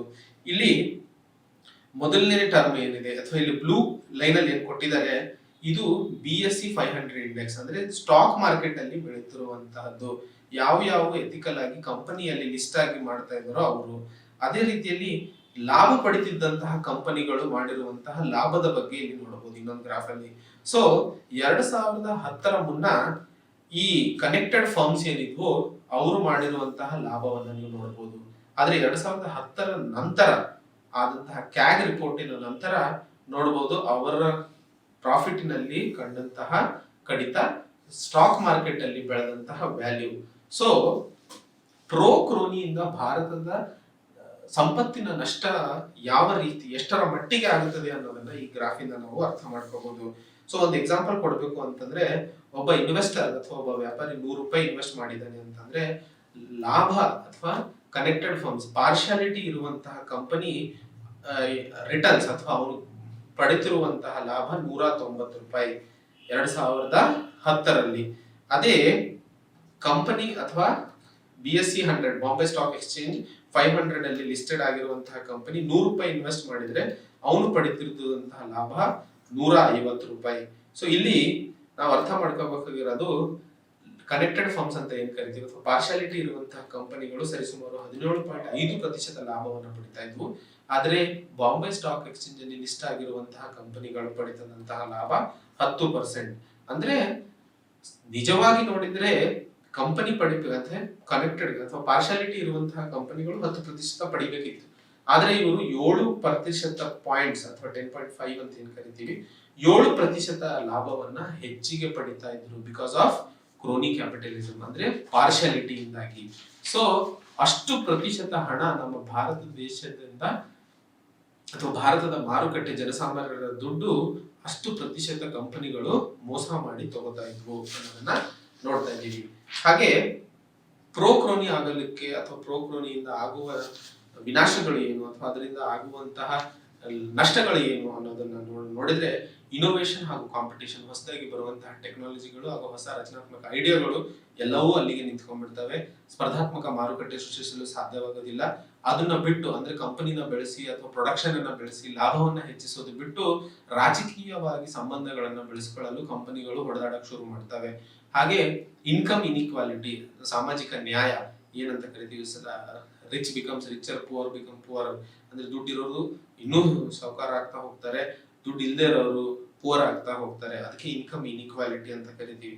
ಸೊ ಇವೆಲ್ಲವೂ ಹೋಗ್ಬೇಕು ಅಂತಂದ್ರೆ ಪ್ರೋ ಕ್ರೋನಿಸಮ್ ತೆಗಿಬೇಕು. ಕ್ರೋನಿ ಪಾರ್ಶಿಯಾಲಿಟಿ ವಿರುದ್ಧವಾಗಿ ಎಲ್ಲಿವರೆಗೂ ನಾವು ಮಸೂದೆಗಳು ತೆಗೆಯೋದಿಲ್ವೋ ಅಲ್ಲಿವರೆಗೂ ನಮ್ಮ ಸಂಪತ್ತಿನ ಐಡಿಯಾ ಏನು $5 ಟ್ರಿಲಿಯನ್ ಇದೆ ಅದು ನಾವು ರೀಚ್ ಆಗಲು ಸಾಧ್ಯವಿಲ್ಲ. ಸೊ ಈ ತರದ ಪ್ರೋ ಕ್ರೋನಿಸಮ್ ಅಥವಾ ಈ ತರದ ಮಸೂದೆಗಳು ಪಾರ್ಶಿಯಾಲಿಟಿಗಳು ಬರೀ ಭಾರತ ದೇಶದಲ್ಲ, ಗ್ಲೋಬಲ್ ಸ್ಟೇಜ್ ಅಲ್ಲಿ ನೋಡಿದಾಗ ಯುಕ್ರೇನ್, ಚೈನಾ, ಥೈಲ್ಯಾಂಡ್, ವಿಯೆಟ್ನಾಂ ಈ ತರ ದೇಶಗಳಲ್ಲೂ ನಾವು ನೋಡಬಹುದು. ಅಂಡ್ ಅದಕ್ಕೆ ಒಂದಿಷ್ಟು ಉದಾಹರಣೆಗಳನ್ನು ಕೊಟ್ಟಿದ್ದಾರೆ. ಯುಕ್ರೇನ್ ಅಲ್ಲಿ ಒಂದು ವರ್ಲ್ಡ್ ಬ್ಯಾಂಕ್ ಸ್ಟಡಿ ಹೇಳುತ್ತೆ ಕ್ರೋನಿಸಮ್ ಎಂದಾಗಿ ಯುಕ್ರೇನ್ ಅಲ್ಲಿ ಅವರ ದೇಶದ ಬೆಳವಣಿಗೆ 1-2% ಅತಿ ಹೆಚ್ಚು ಆಗ್ತಿತ್ತು. ಸಪೋಸ್ ಅವ್ರು ಏನಾದ್ರು ಮಾಡ್ತಾ ಇರುವಂತಹ ಪಾರ್ಶಿಯಾಲಿಟಿ ಬಿಸ್ನೆಸ್ ಅಲ್ಲಿ ತೋರಿಸ್ಕೊತಾ ಇದ್ದಾರೆ, ಅದು ಏನಾದ್ರು ತೆಗೆದು ಹಾಕಿದ್ರೆ ಅವರ ಎಕಾನಮಿ ಇನ್ನೂ 1-2% ಹೆಚ್ಚಳವನ್ನ ಕಾಣುತ್ತದೆ ಅಂತ ಹೇಳಿ ವರ್ಲ್ಡ್ ಬ್ಯಾಂಕಿನ ಒಂದು ಸ್ಟಡಿ ಹೇಳ್ತಿದೆ. ಹಾಗೆ ಚೈನಾದಲ್ಲಿ ನೀವು ನೋಡಿದಾಗ ಒಂದು ಕಂಪನಿಯಿಂದ ಹೆಚ್ಚು ಲೋನ್ಸ್ ಪಡಿಬೇಕು ಅಂತಂದ್ರೆ ಪೊಲಿಟಿಕಲ್ ಕನೆಕ್ಷನ್ಸ್ ಇರಬೇಕು ಅಂತಾನು ಒಂದು ಸ್ಟಡಿ ಹೇಳ್ತಾ ಇದೆ. ಹಾಗೆ ಥೈಲ್ಯಾಂಡ್ ಅಲ್ಲಿ ಒಂದು ಕಂಪನಿಯ ಓನರ್ ಏನಾದ್ರೂ ಪವರಿಗೆ ಅಥವಾ ಪೊಲಿಟಿಕ್ಸ್ ಗೆ ಬರ್ತಿದ್ದಾನೆ ಅಂದ್ರೆ ಆಟೋಮೆಟಿಕಲಿ ಅವನ ಕಂಪನಿಯ ಶೇರ್ ವ್ಯಾಲ್ಯೂ ಬೆಳೀತಾ ಹೋಗ್ತಾ ಇರ್ತಿತ್ತು, ಅಂದ್ರೆ ಹೆಚ್ಚಾಗ್ತಾ ಹೋಗ್ತಾ ಇತ್ತು. ಹಾಗೆ ವಿಯೆಟ್ನಾಂ ಅಲ್ಲೂ ಸಹ ನಾವು ನೋಡಿದೀವಿ, political connections decrease livelihood from the credit constant by 4%. So Vietnam ಅಲ್ಲೂ ಸಹ ರಾಜಕೀಯ ಸವಲತ್ತುಗಳಿಂದ ಅಥವಾ ರಾಜಕೀಯ ಸಂಬಂಧಗಳಿಂದಾಗಿ ಕಂಪನಿಗಳಲ್ಲಿ ಲಾಭಗಳನ್ನ ನಾವು ನೋಡ್ತಾ ಇದ್ವಿ. ಹಾಗೆ ಅಲೋಕೇಶನ್ ಆಫ್ ರಿಸೋರ್ಸಸ್ ನಾನು ಹೇಳಿದೆ, ಯಾವ ರೀತಿಯಲ್ಲಿ ನಮ್ಮ ಸುತ್ತ ಇರುವಂತಹ ರಿಸೋರ್ಸಸ್ ಅನ್ನ ಎಷ್ಟು ಎಫಿಷಿಯಂಟ್ ಆಗಿ ಯೂಸ್ ಮಾಡ್ತೀವೋ ಅಷ್ಟು ಎಫಿಷಿಯಂಟ್ ಆಗಿ ಅಥವಾ ಅಷ್ಟು ಪ್ರೊಡಕ್ಟಿವ್ ಆಗಿ ನಾವು ಆರ್ಥಿಕ ವ್ಯವಸ್ಥೆನ ಬೆಳೆಸಬಹುದು ಅಂತ ಹೇಳಿ. ಆದ್ರೆ ರ್ಯಾಂಡಮ್ ಡಿಸ್ಕ್ರಿಷನರಿ ಬೇಕಾಬಿಟ್ಟಿ ರಿಸೋರ್ಸ್ ಅಲೋಕೇಶನ್ ಮಾಡೋದಕ್ಕೂ ಹಾಗೂ ಅಲೋಕೇಶನ್ ಹರಾಜು ಮಾಡಿ ಅಲೋಕೇಶನ್ ಮಾಡೋದ್ರಿಂದ ಇರುವ ವ್ಯತ್ಯಾಸಗಳಲ್ಲಿ ನಾವು ನೋಡ್ತೀವಿ. ಅದಕ್ಕೆ ಒಂದು ಉದಾಹರಣೆಗೋಸ್ಕರ ಇಲ್ಲಿ ನಾವು ಕೋಲ್ ನಾವು ಯಾವ ರೀತಿಯಲ್ಲಿ ಇದು ಮಾಡ್ತಿದ್ವಿ ಅನ್ನೋದ್ರ ಬಗ್ಗೆ ನೋಡೋಣ. ಭಾರತ ದೇಶದಲ್ಲಿ ಇರುವಂತಹ ಕೋಲು ಪ್ರಪಂಚದಲ್ಲಿ 5ನೇ ಸ್ಥಾನದಲ್ಲಿ, ಅಥವಾ ನಮ್ಮ ಭಾರತ ದೇಶದಲ್ಲಿ ಇರುವಂತಹ ಕೋಲ್ ರಿಸರ್ವ್ಸ್ ಏನಿದೆ ಅದನ್ನ ನಾವು ಪ್ರಪಂಚದ ಸ್ಟೇಜ್ ನಲ್ಲಿ ನೋಡಿದಾಗ ನಾವು 5ನೇ ಸ್ಥಾನದಲ್ಲಿ ಬರ್ತೀವಿ. US, ಆಸ್ಟ್ರೇಲಿಯಾ, ರಷ್ಯಾ, ಚೈನಾ ಇವರ ನಂತರ ಅತಿ ಹೆಚ್ಚು ಕೋಲ್ ರಿಸರ್ವ್ಸ್ ಇರೋದು ಭಾರತ ದೇಶದಲ್ಲಿ. ಸೊ ಇಲ್ಲಿ 93ರ ಹಿಂದೆ ಕೋಲ್ ಅಲೋಕೇಶನ್ ಗೆ ಯಾವುದೇ ರೂಲ್ಸ್ ಇರಲಿಲ್ಲ, ಅದು ರ್ಯಾಂಡಮ್ ಆಗಿ ಮಾಡ್ತಾ ಇದ್ರು. ಆದ್ರೆ 93ರ ನಂತರ ಕೋಲ್ ಮೈನ್ಸ್ ನ್ಯಾಷನಲೈಸೇಷನ್ ಆಕ್ಟ್ ತರಲಾಯಿತು 73ರಲ್ಲಿ. ಸೊ ಇದರಿಂದಾಗಿ ಪ್ರೈವೇಟ್ ಪ್ಲೇಯರ್ಸ್ ಗೆ ಒಂದಿಷ್ಟು ಕ್ಯಾಪ್ಟಿವ್ ಮೈನಿಂಗ್ ಅಂತ ಏನು ಕರಿತೀವಿ ಅದಕ್ಕೆ ಅವಕಾಶ ಮಾಡಿಕೊಡ್ಲಾಯ್ತು. ಆದ್ರೆ ಈಗ ಸದ್ಯದ ಪರಿಸ್ಥಿತಿಯಲ್ಲಿ ಕೋಲ್ ಮೈನ್ ಸ್ಪೆಷಲ್ ಪ್ರಾವಿಷನ್ಸ್ ಆಕ್ಟ್ 2015ರ ಪ್ರಕಾರ ಹರಾಜು ಮಾಡಲಾಗ್ತಿದೆ. ಸೊ ಈ ಎರಡರ ಮಧ್ಯ ಅಂದ್ರೆ 2093ರ ಹಿಂದೆ ಆಗ್ತಾ ಇದ್ದಂತಹ ಡಿಸ್ಕ್ರಿಷನರಿ ಮನಸ್ಸಿಗೆ ಬಂದಂಗೆ ಅಲೋಕೇಶನ್ ಅವ್ರಿಗೆ ಇಷ್ಟ ಇರೋರಿಗೆ ಅಲೋಕೇಶನ್ಸ್ ಮಾಡಬಹುದಿತ್ತು. ಆದ್ರೆ ಈಗ ಸದ್ಯದ ಪರಿಸ್ಥಿತಿಯಲ್ಲಿ ಸ್ಪರ್ಧಾತ್ಮಕ ಹರಾಜನ್ನ ಹಾಕಿ ಏನ್ ಅಲೋಕೇಶನ್ಸ್ ಮಾಡ್ತಿದ್ದಾರೆ ಇವೆರಡರ ಮಧ್ಯೆ ಇರುವಂತಹ ಲಾಭ ನಷ್ಟಗಳ ಬಗ್ಗೆ ನಾವು ನೋಡ್ತಾ ಇದೀವಿ. ಸೊ ರಿಲೇಟೆಡ್ ಪಾರ್ಟಿ ಟ್ರಾನ್ಸಾಕ್ಷನ್ಸ್ ಅಂತ ಹೇಳಿ ನಾವು ನೋಡ್ತೀವಿ. ಇಲ್ಲಿ ಯಾವ ರೀತಿಯಾಗಿ ಕಂಪನಿಗಳು ಮಾಡ್ತಾ ಇರುವಂತಹ ವ್ಯವಹಾರಗಳನ್ನ ಸುಳ್ಳು ತೋರಿಸ್ಕೊಂಡು ಅಥವಾ ಲಾಭಗಳನ್ನ ಪಡಿತಾ ಇದ್ರು, ಮೈನಿಂಗ್ ಮಾಡ್ತಾ ಇದ್ರು. ಆದ್ರೆ ಕ್ಯಾಪಿಟಲ್ ರಿಸೋರ್ಸ್ ಇಲ್ಲ, ನಾನು ಈ ತರ ಇನ್ವೆಸ್ಟ್ ಮಾಡಿದೀನಿ ಅಥವಾ ಈ ತರ ವಿಚಾರಗಳಲ್ಲಿ ರೆವಿನ್ಯೂ ಇನ್ಕಮ್ ಅಥವಾ ರೆವಿನ್ಯೂ ಎಕ್ಸ್ಪೆಂಡಿಚರ್ ನ ತೋರಿಸ್ಕೊಂಡ್ಬಿಟ್ಟು ಲಾಸಸ್ ನ ತೋರಿಸ್ಕೊಂಡ್ಬಿಟ್ಟು ದುಡ್ಡು ಮಾಡ್ಕೊಳ್ಳೋದು. ಸೊ ಆ ತರದ್ದು ರಿಲೇಟೆಡ್ ಪಾರ್ಟಿ ಟ್ರಾನ್ಸಾಕ್ಷನ್ಸ್ ಪ್ರೋ ಕ್ರೋನಿ ಅಥವಾ ಪಾರ್ಶಾಲಿಟಿ ಇಡೋ ಕಡೆ ತುಂಬಾ ಜಾಸ್ತಿ ಇರುತ್ತದೆ. ಕಾಂಪಿಟೇಟಿವ್ ಆಕ್ಷನ್ ಅಲ್ಲಿ ಆ ತರ ಇರೋದಿಲ್ಲ. ಹಾಗೆ ಆ ಕಂಪನಿಗಳಲ್ಲಿ ಡೈರೆಕ್ಟರ್ಸ್ ಗಳ ಸಾಲ ಅಥವಾ ಡೈರೆಕ್ಟರ್ ಗಳ ಸಂಬಳ ಏನಿತ್ತು ಅದ್ರ ಜೊತೆಯಲ್ಲಿ ಕನ್ಸಲ್ಟಿಂಗ್ ಫೀಸಸ್ ಏನಿರ್ತಿದ್ವು ಅದು ಪಾರ್ಶಾಲಿಟಿ ಇರುವಂತಹ ಅಥವಾ ಡಿಸ್ಕ್ರಿಷನರಿ ಆಗಿ ಬೇಕಾಬಿಟ್ಟಿ ಅಲೋಕೇಟ್ ಆಗಿರುವಂತಹ ಕಂಪನಿಗಳಲ್ಲಿ ಡೈರೆಕ್ಟರ್ ಗಳ ಸ್ಯಾಲರಿ ತುಂಬಾ ಜಾಸ್ತಿ ಇರ್ತಿತ್ತು, ಹಾಗೂ ಕನ್ಸಲ್ಟಿಂಗ್ ಫೀಸ್ ಕೂಡ ತುಂಬಾ ಜಾಸ್ತಿ ತೋರಿಸ್ಕೊತಾ ಇದ್ರು. ಆದ್ರೆ ಮಸೂದೆಗಳು ಅಂದ್ರೆ ವ್ಯಾಪಾರದ ಪರವಾಗಿ ಇರುವಂತಹ ಮಸೂದೆಗಳು ಅಥವಾ ಕಾಂಪಿಟೇಟಿವ್ ಸ್ಪರ್ಧಾತ್ಮಕ ಹರಾಜಿನಿಂದ ಮಾಡುತ್ತಿರುವಂತಹ ಕೋಲ್ ಬ್ಲಾಕ್ಸ್ ಗಳಲ್ಲಿ ಡೈರೆಕ್ಟರ್ ಗಳ ಸಂಬಳದಲ್ಲಿ ಕಡಿತ ಅಥವಾ ಕಮ್ಮಿ ಆಗಿರೋದನ್ನ ನಾವು ನೋಡ್ತಾ ಇದೀವಿ. ಫರ್ಮ್ ಪ್ರೊಡಕ್ಟಿವಿಟಿ ಅಂಡ್ ಪರ್ಫಾರ್ಮೆನ್ಸ್, ಕಂಪನಿಯ ಪ್ರೊಡಕ್ಟಿವಿಟಿ ಹಾಗೂ ಅದರದ ಪರ್ಫಾರ್ಮೆನ್ಸ್ ಹೇಗಿತ್ತು ಅಂತಂದ್ರೆ ಪ್ರೋ ಕೊರೋನಿಯಲ್ಲಿ ಲೋ ಇರ್ತಿತ್ತು, ಪ್ರೋ ಬಿಸ್ನೆಸ್ ಅಲ್ಲಿ ಹೈ ಆಗಿರ್ತಿತ್ತು ಅನ್ನೋದನ್ನ ನಾವು ನೋಡ್ತಾ ಇದೀವಿ. ಹಾಗೆ ವಿಲ್ಫುಲ್ ಡಿಫಾಲ್ಟರ್ಸ್ ಬಗ್ಗೆ ನಾವು ಮಾತಾಡಿದ್ವಿ. RBI ಹೇಳಿದ ಪ್ರಕಾರ ಯಾವೊಬ್ಬ ವ್ಯಕ್ತಿ ಅಥವಾ ವ್ಯಾಪಾರಿ ತಗೊಂಡಿರುವ ಲೋನ್ ಅನ್ನ ಬೇರೆ ಉದ್ದೇಶಕ್ಕೆ ಉಪಯೋಗಿಸಿಕೊಂಡು ಅಥವಾ ಹಾಕಿರುವ ಕಂಪನಿಯಿಂದ ತೀರಿಸುವಂತಹ ಒಂದು ಸ್ಥಾನಮಾನ ಅಥವಾ ತೀರಿಸುವಂತಹ ಒಂದು ಶಕ್ತಿ ಇದ್ದರೂ ಸಹ ಲೋನ್ ನ ತೀರಿಸದೇ ಇರೋನಿಗೆ ನಾವು ವಿಲ್ಫುಲ್ ಡಿಫಾಲ್ಟರ್ ಅಂತ ಕರಿತೀವಿ. ಸೊ ವಿಲ್ಫುಲ್ ಡಿಫಾಲ್ಟರ್ ಇಂದಾಗಿ ಆದಂತಹ ಪ್ರಮೋಟ್ಸ್ ರಿಸ್ಕ್ ಲೆಸ್ ಇನ್ವೆಸ್ಟ್ಮೆಂಟ್, ಅಂದ್ರೆ ರಿಸ್ಕ್ ಇಲ್ಲ ಆ ತರ. ಅಂದ್ರೆ ಅವು ಒಬ್ಬ ವ್ಯಾಪಾರಿ ಫೈನಾನ್ಷಿಯಲ್ ರಿಸ್ಕ್ ತಗೊಂಡು ಲಾಭಕ್ಕೋಸ್ಕರ ಬಿಸ್ನೆಸ್ ಅಲ್ಲಿ ಇನ್ವೆಸ್ಟ್ ಮಾಡ್ತಾನೆ. ಆದ್ರೆ ವಿಲ್ಫುಲ್ ಡಿಫಾಲ್ಟರ್ಗೆ ಯಾವುದೇ ತರದ ರಿಸ್ಕ್ ಇಲ್ಲ ಇನ್ವೆಸ್ಟ್ಮೆಂಟ್ ಮಾಡೋದಕ್ಕೋಸ್ಕರ. ಸೊ ಅದಕ್ಕೆ ಅವನಿಗೆ ರಿಸ್ಕ್ ಲೆಸ್ ಇನ್ವೆಸ್ಟ್ಮೆಂಟ್ ಮಾಡೋದು ಅಥವಾ ರಿಸ್ಕ್ ಲೆಸ್ ಇನ್ವೆಸ್ಟರ್ ಅಂತ ಹೇಳಿ ಕರಿತೀವಿ. ಹಾಗೆ ವಿಲ್ಫುಲ್ ಡಿಫಾಲ್ಟರ್ ಇಂದ ಆದಂತಹ ನಷ್ಟಗಳು ಏನು ಅಂದ್ರೆ ಒಬ್ಬ ಇನ್ವೆಸ್ಟರ್ ಅಥವಾ ಒಬ್ಬ ಬಿಸ್ನೆಸ್ ಮ್ಯಾನ್ ಮಾಡುವ ತಪ್ಪಿನಿಂದಾಗಿ ಅಥವಾ ಬ್ಯಾಂಕ್ ಇಂದ ತಗೊಂಡಿರುವ ದುಡ್ಡನ್ನ ವಾಪಸ್ ಕೊಡದೇ ಇದ್ದಾಗ ಆ ದುಡ್ಡು ಯಾರ್ದು? ಸಾಮಾನ್ಯ ಜನರು ತಮ್ಮ ಸೇವಿಂಗ್ಸ್ ಅನ್ನ ಬ್ಯಾಂಕ್ ಅಲ್ಲಿ ಇಟ್ಟಿರೋದು, ಅಥವಾ ಬ್ಯಾಂಕಿನ ರೇಟ್ ಆಫ್ ಇಂಟ್ರೆಸ್ಟ್ ಹೆಚ್ಚಿಗೆ ಆಗುತ್ತದೆ. ಬ್ಯಾಂಕ್ ಲಾಸ್ ಆಗಿ ಹೋದ್ಮೇಲೆ ಇನ್ನೇನ್ ಮಾಡ್ತಾರೆ? ಆಟೋಮೆಟಿಕಲಿ ಇಂಟ್ರೆಸ್ಟ್ ನ ಜಾಸ್ತಿ ಮಾಡ್ತಾರೆ, ಅಥವಾ ಇನ್ನೂ ಹೊಸ ಕಂಪನಿಗಳು ಅಥವಾ ಹೊಸ ವ್ಯಾಪಾರಿಗಳು ಯಾರೇ ಬಂದು ಲೋನ್ ಕೇಳಿದಾಗ ಅವರಿಗೆ ಅವರ ಮೇಲೆ ನಂಬಿಕೆ ಬರೋದಿಲ್ಲ. ಸೊ ಇಲ್ಲಿ ಒಂದು ನಾಶ ಆಗ್ತಾ ಇರೋದು ಸಾಮಾನ್ಯ ಜನರ ದುಡ್ಡು, ಹಾಗೂ ಎರಡನೇದು ಮಾರುಕಟ್ಟೆಯಲ್ಲಿ ಕಾಂಪಿಟಿಷನ್ ಅಥವಾ ಮಾರುಕಟ್ಟೆಯಲ್ಲಿ ನೈತಿಕತೆಯನ್ನು ಬೆಳೆಸೋದಕ್ಕೆ ಕಷ್ಟ ಆಗುತ್ತದೆ ಎರಡನೇದು. ಮೂರನೇದು, ಹೊಸ ವ್ಯಾಪಾರಿ ಯಾರೇ ಬಂದು ಲೋನ್ ಕೇಳಿದ್ರು ಕೊಡೋದಿಲ್ಲ ಅನ್ನೋದನ್ನ ನಾವು ಹೆಚ್ಚಾಗಿ ಕಾಣ್ತಾ ಇದೀವಿ. ಸೊ ಇದನ್ನ ಒಂದು ಸೈಕಲ್ ಅಲ್ಲಿ ನೋಡಬಹುದು. ವಿಲ್ಫುಲ್ ಡಿಫಾಲ್ಟರ್ ಆಗೋದ್ರಿಂದ ಬ್ಯಾಂಕು ತುಂಬಾ ಸ್ಟ್ರಿಕ್ಟ್ ಆಗ್ತಾರೆ. ಅದರಿಂದಾಗಿ NPA ಸತೀಸ್ ಆಗ್ತವೆ, ನಾನ್ ಪರ್ಫಾರ್ಮಿಂಗ್ ಅಸೆಟ್ಸ್ ಅಂತ ಏನ್ ಕರಿತೀವಿ. ಹಾಗೆ ರಿಸ್ಕ್ ಅವರ್ಷನ್ ಆಫ್ ಬ್ಯಾಂಕ್ ಜಾಸ್ತಿ ಆಗುತ್ತದೆ. ಫಾಲ್ ಇನ್ ಕ್ರೆಡಿಟ್, ಸಾಲ ಕೊಡುವಂತದ್ದು ಕಮ್ಮಿ ಆಗುತ್ತದೆ. ಇಂಟ್ರೆಸ್ಟ್ ರೇಟ್ ಕೂಡ ಜಾಸ್ತಿ ಆಗುತ್ತದೆ. ಜೆನ್ಯೂನ್ ಬಾರೋವರ್ಸ್ ಏನಿದ್ದಾರೆ ಅಂದ್ರೆ ನಿಯತ್ತಾಗಿ ಬಿಸ್ನೆಸ್ ವ್ಯಾಪಾರ ಮಾಡಿ ರಿಸಲ್ಟ್ಸ್ ಕೊಡುವಂತಹವರು ಕೂಡ ಕಷ್ಟಪಡ್ತಾರೆ. ಅದರಿಂದಾಗಿ ಆರ್ಥಿಕ ವ್ಯವಸ್ಥೆ ಕೂಡ ಫೇಲ್ ಆಗುತ್ತದೆ ಅನ್ನೋದನ್ನ ನಾವು ತೋರಿಸ್ಕೊಳ್ತಿದೀವಿ.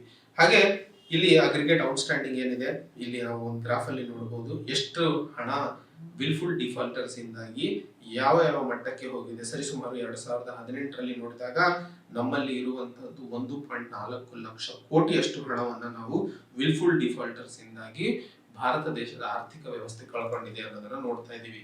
ಅಂದ್ರೆ ವಿಲ್ಫುಲ್ ಡಿಫಾಲ್ಟರ್ಸ್ ಇಂದ ನಾವು ಕಂಡಂತಹ ಕನಸು ಸಂಪತ್ತು ಸೃಷ್ಟಿಯಿಂದ ಆರ್ಥಿಕ ವ್ಯವಸ್ಥೆಯಲ್ಲಿ ಬೆಳವಣಿಗೆ, ಆದ್ರೆ ಇವರಿಂದಾಗಿ ಆರ್ಥಿಕ ವ್ಯವಸ್ಥೆಯಲ್ಲಿ ಕಡಿತವನ್ನು ಕಾಣೋದಲ್ಲದೆ ಸಾಮಾಜಿಕವಾಗಿ ಸಾಮಾನ್ಯ ಜನರಲ್ಲಿ ಕೊಡಬೇಕಾದಂತಹ ನ್ಯಾಯವನ್ನು ನಾವು ಕೊಡಲು ಸಾಧ್ಯವಾಗೋದಿಲ್ಲ ಅನ್ನೋದನ್ನ ನಾವು ಅರ್ಥ ಮಾಡ್ಕೋಬೇಕು.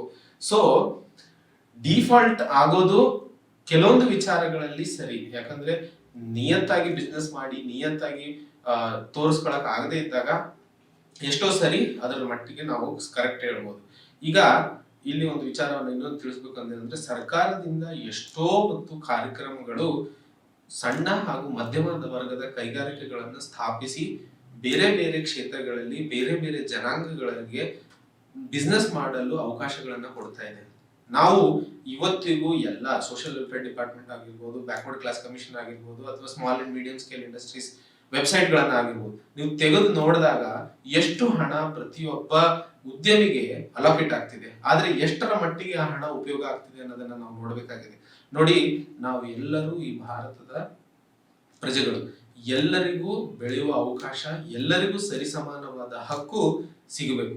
ಆದ್ರೆ ಸಿಗ್ತಾ ಇರುವಂತಹ ಹಕ್ಕನ್ನ ಮೋಸ ಮಾಡಿ ಅಥವಾ ದೇಶದ ಹಣ ದೇಶದ ಸರ್ಕಾರದ್ದಲ್ಲ, ಪ್ರತಿಯೊಬ್ಬ ಸಾಮಾನ್ಯ ಜನ ತಮ್ಮಲ್ಲಿ ಇರುವಂತಹ ಸೇವಿಂಗ್ಸ್ ಅನ್ನ ಬ್ಯಾಂಕ್ ಅಲ್ಲಿ ಇಟ್ಟಾಗಲೇ ಅಥವಾ ಪ್ರತಿಯೊಬ್ಬ ಸಾಮಾನ್ಯ ಜನರು ಟ್ಯಾಕ್ಸ್ ಅನ್ನ ಕಟ್ಟಿದಾಗಲೇ ಸರ್ಕಾರಕ್ಕೆ ಬರುವಂತಹ ರೆವಿನ್ಯೂ ಅದು. ಆದರೆ ನಾವು ನಮ್ಮ ಸ್ವಂತ ಲಾಭಕ್ಕೋಸ್ಕರ, ದೇಶ ಏನಾದ್ರೂ ಆಗೋಗ್ಲಿ, ಸುತ್ತ ಇರೋ ಜನ ಏನಾದ್ರೂ ಆಗೋಗ್ಲಿ, ನಾನು ಬೆಳೆದ್ರೆ ಸಾಕು, ನಾನೊಂದ್ 2 ಕೋಟಿ ಮನೆ ಕಟ್ಕೊಂಡು 2-3 ಕಾರ್ ತಗೊಂಡು ರೋಡಲ್ಲಿ ಓಡಾಡಿದ್ರೆ ಸಾಕು ಅನ್ನೋರು ವ್ಯಾಪಾರಿಗಳು ದೇಶದ ಹಣವನ್ನ ಲೂಟಿ ಮಾಡಿ ದೇಶಕ್ಕೆ ಮೋಸ ಮಾಡ್ತಿದ್ದಾರೆ. ನಾನು ಇಲ್ಲಿ ತಿಳಿಸ್ಬೇಕಾಗಿರೋದು ಏನು ಅಂದ್ರೆ, ಹಣ ಪಡೆದು ನಿಯತ್ತಾಗಿ ಪ್ರಯತ್ನ ಪಡಿ. ಲಾಸ್ ಆದ್ರೆ ಸರಿ, ಆಗೋದಕ್ಕೆ ಚಾನ್ಸೇ ಇಲ್ಲ.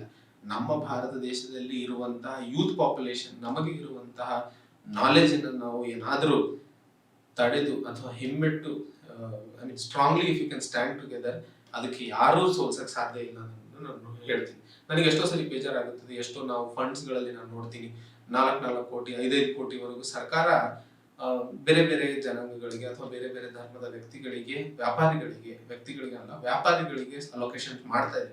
ಆದ್ರೆ ಎಲ್ಲಿ ಹೋಗ್ತಾ ಇದೆ, ಅದು ಯಾವ ರೀತಿಯಲ್ಲಿ ಬೆಳವಣಿಗೆ ಆಗ್ತಾ ಇದೆ? ಅದಕ್ಕೆ ಏನಾಗ್ತಾ ಇದೆ ಅಂತಂದ್ರೆ, ಮಾಡಕ್ಕೆ ನಮ್ಮ ಸರ್ ಒಬ್ರು ಹೇಳ್ತಾರೆ, ಯಾವುದೇ ವ್ಯಕ್ತಿ ತಮ್ಮ ಜೀವನದಲ್ಲಿ ಬೆಳಿಬೇಕು ಅಂತಂದ್ರೆ ಅವನು ಕಷ್ಟ ಪಡ್ಬೇಕಾಗಿರೋದು 100ರಲ್ಲಿ 90% ಅಲ್ಲ. ಪ್ರತಿಯೊಬ್ಬ ವ್ಯಕ್ತಿನೂ ತನ್ನ ಜೀವನದಲ್ಲಿ 90% ಕಷ್ಟ ಎಲ್ಲರೂ ಪಡ್ತಾರೆ. ಆದ್ರೆ ಆ 10% ಕಷ್ಟ ಪಡುವ ಸಾಮರ್ಥ್ಯ ಎಲ್ಲರಲ್ಲೂ ಇರಲ್ಲ. ಸೊ ನೀವು ಏನಾದರೂ ಮಾಡಬೇಕು ಅಥವಾ ಏನಾದರೂ ಬದಲಾವಣೆ ತರಬೇಕು ಅಂತಂದ್ರೆ ಬರೀ ಆಲೋಚನೆ ಮಾಡಿ ಆ 90% ಜನಗಳಲ್ಲಿ ಒಬ್ಬರಾಗ್ಬೇಡಿ. ಆ ನೆಕ್ಸ್ಟ್ 10%ಕ್ಕೆ ನೀವು ಎಂಟರ್ ಆಗಿ ರಿಸ್ಕ್ ತಗೋಬೇಕು. ರಿಸ್ಕ್ ತಗೊಂಡಿಲ್ಲ ಅಂತಂದ್ರೆ ನಾವು ಜೀವನದಲ್ಲಿ ಏನೂ ಸಾಧನೆ ಮಾಡಕ್ಕಾಗೋದಿಲ್ಲ. ಈಗ ಒಂದು ರೀತಿಯಲ್ಲಿ ನೀವು ಹೇಳಬೇಕು ಅಂತಂದ್ರೆ, ಪ್ರತಿಯೊಬ್ಬರ ಜೀವನಕ್ಕೂ ಒಂದು ಸ್ಟಾರ್ಟ್ ಮಾಡಿ ಒಂದು ಎಂಡ್ ಇದೆ. ಬಟ್ ಕೆಲವೊಬ್ರು ಮಾತ್ರ ಇದನ್ನ ಅವರು ಅನ್ಕೊಂಡ ಕನಸಿಗೆ ಅಥವಾ ಅವರು ಅನ್ಕೊಂಡ ಒಂದು ಮಟ್ಟಕ್ಕೆ ಬದುಕಿ ಹೋಗ್ತಾರೆ. ಯಾಕಂದ್ರೆ ಬದುಕೋದು ಎಲ್ಲರಿಂದ ಸಾಧ್ಯ ಇಲ್ಲ. ಎಲ್ಲರೂ ಸಾಧನೆ ಅಥವಾ ಎಲ್ಲರೂ ಸಕ್ಸಸ್ಫುಲ್ ಆಗಬೇಕು ಅನ್ನೋದು ಪ್ರತಿಯೊಬ್ಬರ ಕನಸು. ಆದ್ರೆ ಕಷ್ಟ ಯಾರಿಗೂ ಬೇಕಾಗಿಲ್ಲ. ಈಸಿಯಾಗಿ ನಮಗೆ ಯಾರೇ ಆಗಿರ್ಲಿ, ಟಿವಿಯಲ್ಲಿ ಕೊಡ್ತಿರುವಂತಹ ಇಂಟರ್ವ್ಯೂಗಳಾಗಿರ್ಲಿ ಅಥವಾ ರಿಸಲ್ಟ್ಸ್ ಬಂದ ಮೇಲೆ ಕೊಡುವಂತಹ ನ್ಯೂಸ್ ಪೇಪರ್ ಪ್ರಮೋಷನ್ಸ್ ಆಗಿರ್ಲಿ, ಇವನ್ನೆಲ್ಲ ನೋಡಿ ನಮಗೂ ಆಗ್ಬೇಕು ಅಂತ ಅನ್ಸುತ್ತೆ. ಆದ್ರೆ ಒಂದು ವಾರ ಆದ್ಮೇಲೆ ಅದನ್ನ ಮರ್ತು ಬಿಡ್ತೀವಿ ನಾವು. ಇದಕ್ಕೆಲ್ಲ ಕಾರಣ ನಮ್ಮಲ್ಲಿರುವಂತಹ ಫೈರು ನಮ್ಮ ಮನಸ್ಸಿಂದ ಇಲ್ಲ, ನಮ್ಮ ತಲೆಯಿಂದ ಇದೆ. ನಾವು ನೋಡ್ತೀವಿ, ನಾನು ಈ ತರ ಆಗ್ಬೇಕು ಅನ್ಕೋತೀವಿ, ಆದ್ರೆ ಯಾಕೆ, ಎಲ್ಲಿಂದ ಬರ್ಬೇಕು ಅದನ್ನ ನೀವು ಯೋಚನೆ ಮಾಡಬೇಕಾಗಿದೆ. ಹಾಗೆ ಇಲ್ಲಿ ಕೊಟ್ಟಿರುವಂಗೆ 2018ರಲ್ಲಿ ಸರಿಸುಮಾರು 1.4 ಲಕ್ಷ ಕೋಟಿಯಷ್ಟು ಹಣ ವಿಲ್ಫುಲ್ ಡಿಫಾಲ್ಟರ್ಸ್ ಇಂದ ನಾವು ಕಂಡಂತಹದ್ದು ರಿಪೋರ್ಟ್ ಅಲ್ಲಿ. ಸೊ ಇದೇ ಅಮೌಂಟ್ ಏನಾದ್ರೂ ನಾವು ಈ ಡಿಫಾಲ್ಟರ್ಸ್ ಹೋಗೋ ಬದಲಿಗೆ ದೇಶದ ಸಾಮಾಜಿಕ ನರೇಗಾ ಸ್ಕೀಮ್ ಆಗಿರ್ಬೋದು, ಹೆಲ್ತ್ ಆಗಿರ್ಬೋದು, ಎಜುಕೇಶನ್ ಆಗಿರ್ಬೋದು, ಇನ್ಫ್ರಾಸ್ಟ್ರಕ್ಚರ್ ಅಲ್ಲಿ ಇನ್ವೆಸ್ಟ್ ಮಾಡಿದಿದ್ರೆ ಕೊಟ್ಟಂತಹ ಅನುದಾನಕ್ಕಿಂತ 2ರಷ್ಟು 3ರಷ್ಟು ಅನುದಾನವನ್ನ ನಾವು ನರೇಗಾ ಹಾಗೂ ಬೇರೆ ಸಾಮಾಜಿಕ ಕಾರ್ಯಕ್ರಮಗಳಿಗೆ ಕೊಡಲು ಸಾಧ್ಯವಾಗುತ್ತಿತ್ತು ಅನ್ನೋದನ್ನ ನಾವು ಅರ್ಥ ಮಾಡ್ಕೋಬೇಕು. ಸೊ ಇಷ್ಟರ ಮಟ್ಟಿಗೆ ವಿಲ್ಫುಲ್ ಡಿಫಾಲ್ಟರಿಂಗ್ ಅಥವಾ ಇಷ್ಟರ ಮಟ್ಟಿಗೆ ಇದು ನಡೀತಿದೆ ಅಂತಂದ್ರೆ ನಮ್ಮ ಭಾರತ ದೇಶದ ಆರ್ಥಿಕ ವ್ಯವಸ್ಥೆಯಲ್ಲಿ ಆಗ್ಬೇಕಾಗಿರುವಂತದ್ದು ವ್ಯಾಪಾರ ಪರವಾಗಿ ಅಥವಾ ವ್ಯಾಪಾರದ ಪರವಾಗಿ ಆಗುವಂತಹ ಮಸೂದೆಗಳನ್ನ ನಾವು ತಗೋಬೇಕಾಗಿದೆ. ಪ್ರೋ ಕ್ರೋನಿಸಂ ಯಾವಾಗ ಇದು ಹೋಗುತ್ತದೆಯೋ ಅವಾಗಲೇ ದೇಶ ಬೆಳೆದು ದೇಶದಲ್ಲಿ ಇರುವಂತಹ ಜನರು ಸರಿಸಮಾನವಾಗಿ ನಿಂತು ಎಲ್ಲರೂ ಬೆಳೆದು ನಿಲ್ಲೋಕೆ ಸಾಧ್ಯವಾಗುತ್ತದೆ ಅನ್ನೋದನ್ನ ನಾವು ಅರ್ಥ ಮಾಡ್ಕೋಬೇಕು. ಹಾಗೆ ಇಲ್ಲಿ ಇನ್ನೊಂದು ಪಾಯಿಂಟ್ ಅಲ್ಲಿ ಅದೇ NREGA, fertiliser subsidy, rural development, wilful defaulters, health education and social protection, railway cabs, food subsidy. So ಇಲ್ಲಿ ಬಜೆಟ್ ಅಲೋಕೇಶನ್ ಎಷ್ಟರ ಮಟ್ಟಿಗೆ ಆಗಿದೆ. ಸೊ ಇಲ್ಲಿ ನಾವು ನೋಡ್ತಿದೀವಿ, ಇಲ್ಲಿ 55,000 ಕೋಟಿ ನರೇಗಾಕ್ಕೆ ಕೊಟ್ಟಿದೀವಿ. ಸೊ 1.4 ಲಕ್ಷ ಕೋಟಿ ಎಲ್ಲಿ ನಾವು ಡಿವೈಡ್ ಮಾಡಿದ್ರೆ ಪ್ರತಿ ಒಂದು ಸೆಕ್ಟರಿಗೂ ಅಟ್ಲೀಸ್ಟ್ ಡಬಲ್ ಅನ್ನು ನಾವು ಇನ್ಕ್ರೀಸ್ ಮಾಡಬಹುದು. ಸೊ ಇದು ನಮ್ಮ ಭಾರತ ದೇಶದ ಪರಿಸ್ಥಿತಿ. ಸೊ ಎಲ್ಲಿವರೆಗೆ ನಾವು ಎಥಿಕಲ್ ಆಗಿ ಕ್ಯಾಪಿಟಲಿಸ್ಟ್ ಆಗಕ್ಕೆ ಪ್ರಯತ್ನ ಪಡೋದಿಲ್ವೋ ಅಲ್ಲಿವರೆಗೂ ಭಾರತ ದೇಶದ ಆರ್ಥಿಕ ವ್ಯವಸ್ಥೆ ಹಾಗೂ ಭಾರತ ದೇಶದಲ್ಲಿ ಇರುವಂತಹ ಸಾಮಾನ್ಯ ಜನರು ಇಬ್ರು ಸಫರ್ ಆಗ್ತಾರೆ ಅನ್ನೋದನ್ನ ನಾವು ಇಲ್ಲಿ ಅರ್ಥ ಮಾಡ್ಕೋಬೇಕಾಗಿದೆ. ಹಾಗಾದ್ರೆ ಇದು ಇಡೀ ಚಾಪ್ಟರ್ ನಾವು ಇಲ್ಲಿವರೆಗೂ ನೋಡಿರುವಂತದ್ದು ಯಾವ ರೀತಿಯಲ್ಲಿ ವ್ಯಾಪಾರದ ಪರವಾಗಿ ಮಾಡುವ ಮಸೂದೆಗಳಿಂದ pro business, creative destruction, wealth creation, ಈ 3 ಎಕನಾಮಿಕ್ ಟ್ರಯಾಡ್ ಅಂತ ಏನ್ ಕರಿತಿದೀವಿ. ಸೊ ಇದ್ರ ಸುತ್ತಾನೆ ಸುತ್ತಿರೋದು ಹಾಗೂ ಇದರಲ್ಲಿ ಕೊಟ್ಟಿರುವಂತಹ ಬೇರೆ ಬೇರೆ ಎಕ್ಸಾಂಪಲ್ ಸೆನ್ಸೆಕ್ಸ್ ನಲ್ಲಿ ಯಾವ ರೀತಿಯಲ್ಲಿ ನಾವು ಬದಲಾವಣೆಗಳನ್ನ ಕಾಣ್ತಾ ಇದೀವಿ ಹಾಗೂ ಕ್ರಿಯೇಟಿವ್ ಡಿಸ್ಟ್ರಕ್ಷನ್ ಇಂದ ಆಗುವಂತಹ ಲಾಭಗಳು, ಕ್ರಿಯೇಟಿವ್ ಡಿಸ್ಟ್ರಕ್ಷನ್ಸ್ ಇಂದ ನಡೆದಂತಹ ಬೇರೆ ಬೇರೆ ಫೇಸಸ್ ಆಫ್ ಎಕಾನಮಿಕ್ ಕ್ರೈಟೀರಿಯಾಸ್ ನೋಡಿದೀವಿ. ಸೊ ಇದು ಎಲ್ಲದನ್ನು ನಾವು ಕನ್ಕ್ಲೂಡ್ ಮಾಡಬೇಕು ಅಂತಂದ್ರೆ ಪ್ರೋ ಕ್ರೋನಿ ಅಥವಾ ಪಾರ್ಶಾಲಿಟಿಯಿಂದ ನಮ್ಮ ಬಿಸ್ನೆಸ್ ಇಂಟ್ರೆಸ್ಟ್ ಗಳನ್ನ ಏನಿದೆಯೋ ಅದು ನ್ಯಾರೋ ಮಾಡ್ತೀವಿ ಹಾಗೂ ಸಾಮಾಜಿಕ ನ್ಯಾಯ ಅಥವಾ ಸಾಮಾಜಿಕ ಒಳಿತಿಗಾಗಿ ಅದು ದುರಂತ ಅಂತ ಹೇಳ್ತೀವಿ. ಹಾಗೂ ವ್ಯಾಪಾರದ ಪರವಾಗಿ ಮಾಡುವ ಮಸೂದೆಗಳಿಂದಾಗಿ ಕಾಂಪಿಟೇಷನ್, ಸ್ಪರ್ಧಾತ್ಮಕ ಮಾರುಕಟ್ಟೆಯನ್ನು ನಾವು ರಚಿಸಬಹುದು. ಅದರಿಂದಾಗಿ ಮಾರ್ಕೆಟ್ ಅಲ್ಲಿ ಆಗುವಂತಹ ಫೇಲ್ಯೂರ್ಸ್ ಗಳನ್ನ ನಾವು ಸರಿಪಡಿಸ್ಕೋಬಹುದು. ಹಾಗೆ ವ್ಯಾಪಾರದಲ್ಲಿ ಅಕೌಂಟಬಿಲಿಟಿ ಅಥವಾ ವ್ಯಾಪಾರದ ಅಕೌಂಟಬಿಲಿಟಿನ ನಾವು ಜಾರಿಗೆ ತರಬಹುದು ಹಾಗೂ ಸಾಮಾಜಿಕ ನ್ಯಾಯ ಅಥವಾ ಸಾಮಾಜಿಕ ವ್ಯವಸ್ಥೆಯಲ್ಲಿ ಒಂದಿಷ್ಟು ಹೆಚ್ಚಿನ ಬೆಳವಣಿಗೆ ತರಬಹುದು ಅನ್ನೋದನ್ನ ನಾವು ನೋಡ್ಕೋಬಹುದು. ಹಾಗೂ ಇಲ್ಲಿ ಮಾಡಿರುವಂತಹ ರಿಫಾರ್ಮ್ಸ್ ಇಂದ ಇನ್ನೂ ಹೆಚ್ಚು ವ್ಯಾಪಾರದ ಪರವಾಗಿ ಮಸೂದೆಗಳು ಬರಬೇಕು, ಇನ್ನೂ ಕಂಟಿನ್ಯೂ ಆಗಬೇಕು ಅನ್ನೋದನ್ನ ನಾವು ಇಲ್ಲಿ ಇಡೀ ಚಾಪ್ಟರ್ ಅಲ್ಲಿ ಅರ್ಥ ಮಾಡ್ಕೋತೀವಿ. So pro business is over pro cronyism. So ಇದು ಇಂದಿನ ಚಾಪ್ಟರ್. ಸೊ ಮುಂದಿನ ಚಾಪ್ಟರ್ ಮತ್ತೆ ಭೇಟಿ ಆಗೋಣ. ನಿಮಗೆ ಏನಾದರೂ ಇಲ್ಲಿಯವರೆಗೂ ನಾವು ಡಿಸ್ಕಸ್ ಮಾಡಿದಂತಹ 3 ಚಾಪ್ಟರ್ಗಳಲ್ಲಿ ಏನಾದ್ರು ಪ್ರಶ್ನೆಗಳು ಇದ್ದಲ್ಲಿ ನೀವು ಕಾಮೆಂಟ್ ಸೆಕ್ಷನ್ ಅಲ್ಲಿ ಮಾಡಿ. ಸೊ ದಟ್ ಮುಂದಿನ ಚಾಪ್ಟರ್ ನಾನು ಸ್ಟಾರ್ಟ್ ಮಾಡೋದಕ್ಕೂ ಮುನ್ನ ಆ ಕ್ವೆಶ್ಚನ್ಸ್ ಅನ್ನು ನಾನು ಎಕ್ಸ್ಪ್ಲೇನ್ ಮಾಡಿ ನೆಕ್ಸ್ಟ್ ಹೊಸ ಚಾಪ್ಟರ್ ನ ಶುರು ಮಾಡ್ತೀನಿ. ಸೊ ಅಲ್ಲಿವರೆಗೆ ಎಲ್ಲರೂ ತಮ್ಮ ಆರೋಗ್ಯ ಹಾಗೂ ತಮ್ಮ ಅಭ್ಯಾಸವನ್ನ ಕಂಟಿನ್ಯೂ ಮಾಡ್ತಾ ಇರಿ, ಯಾವುದೇ ಕಾರಣಕ್ಕೂ ನಿಲ್ಲಬೇಡಿ. ತಮ್ಮೆಲ್ಲರಿಗೂ ಈ ಚಾಪ್ಟರ್ ನ ಮುಗಿಸುತ್ತಾ ಜೈ ಹಿಂದ್, ಜೈ ಕರ್ನಾಟಕ.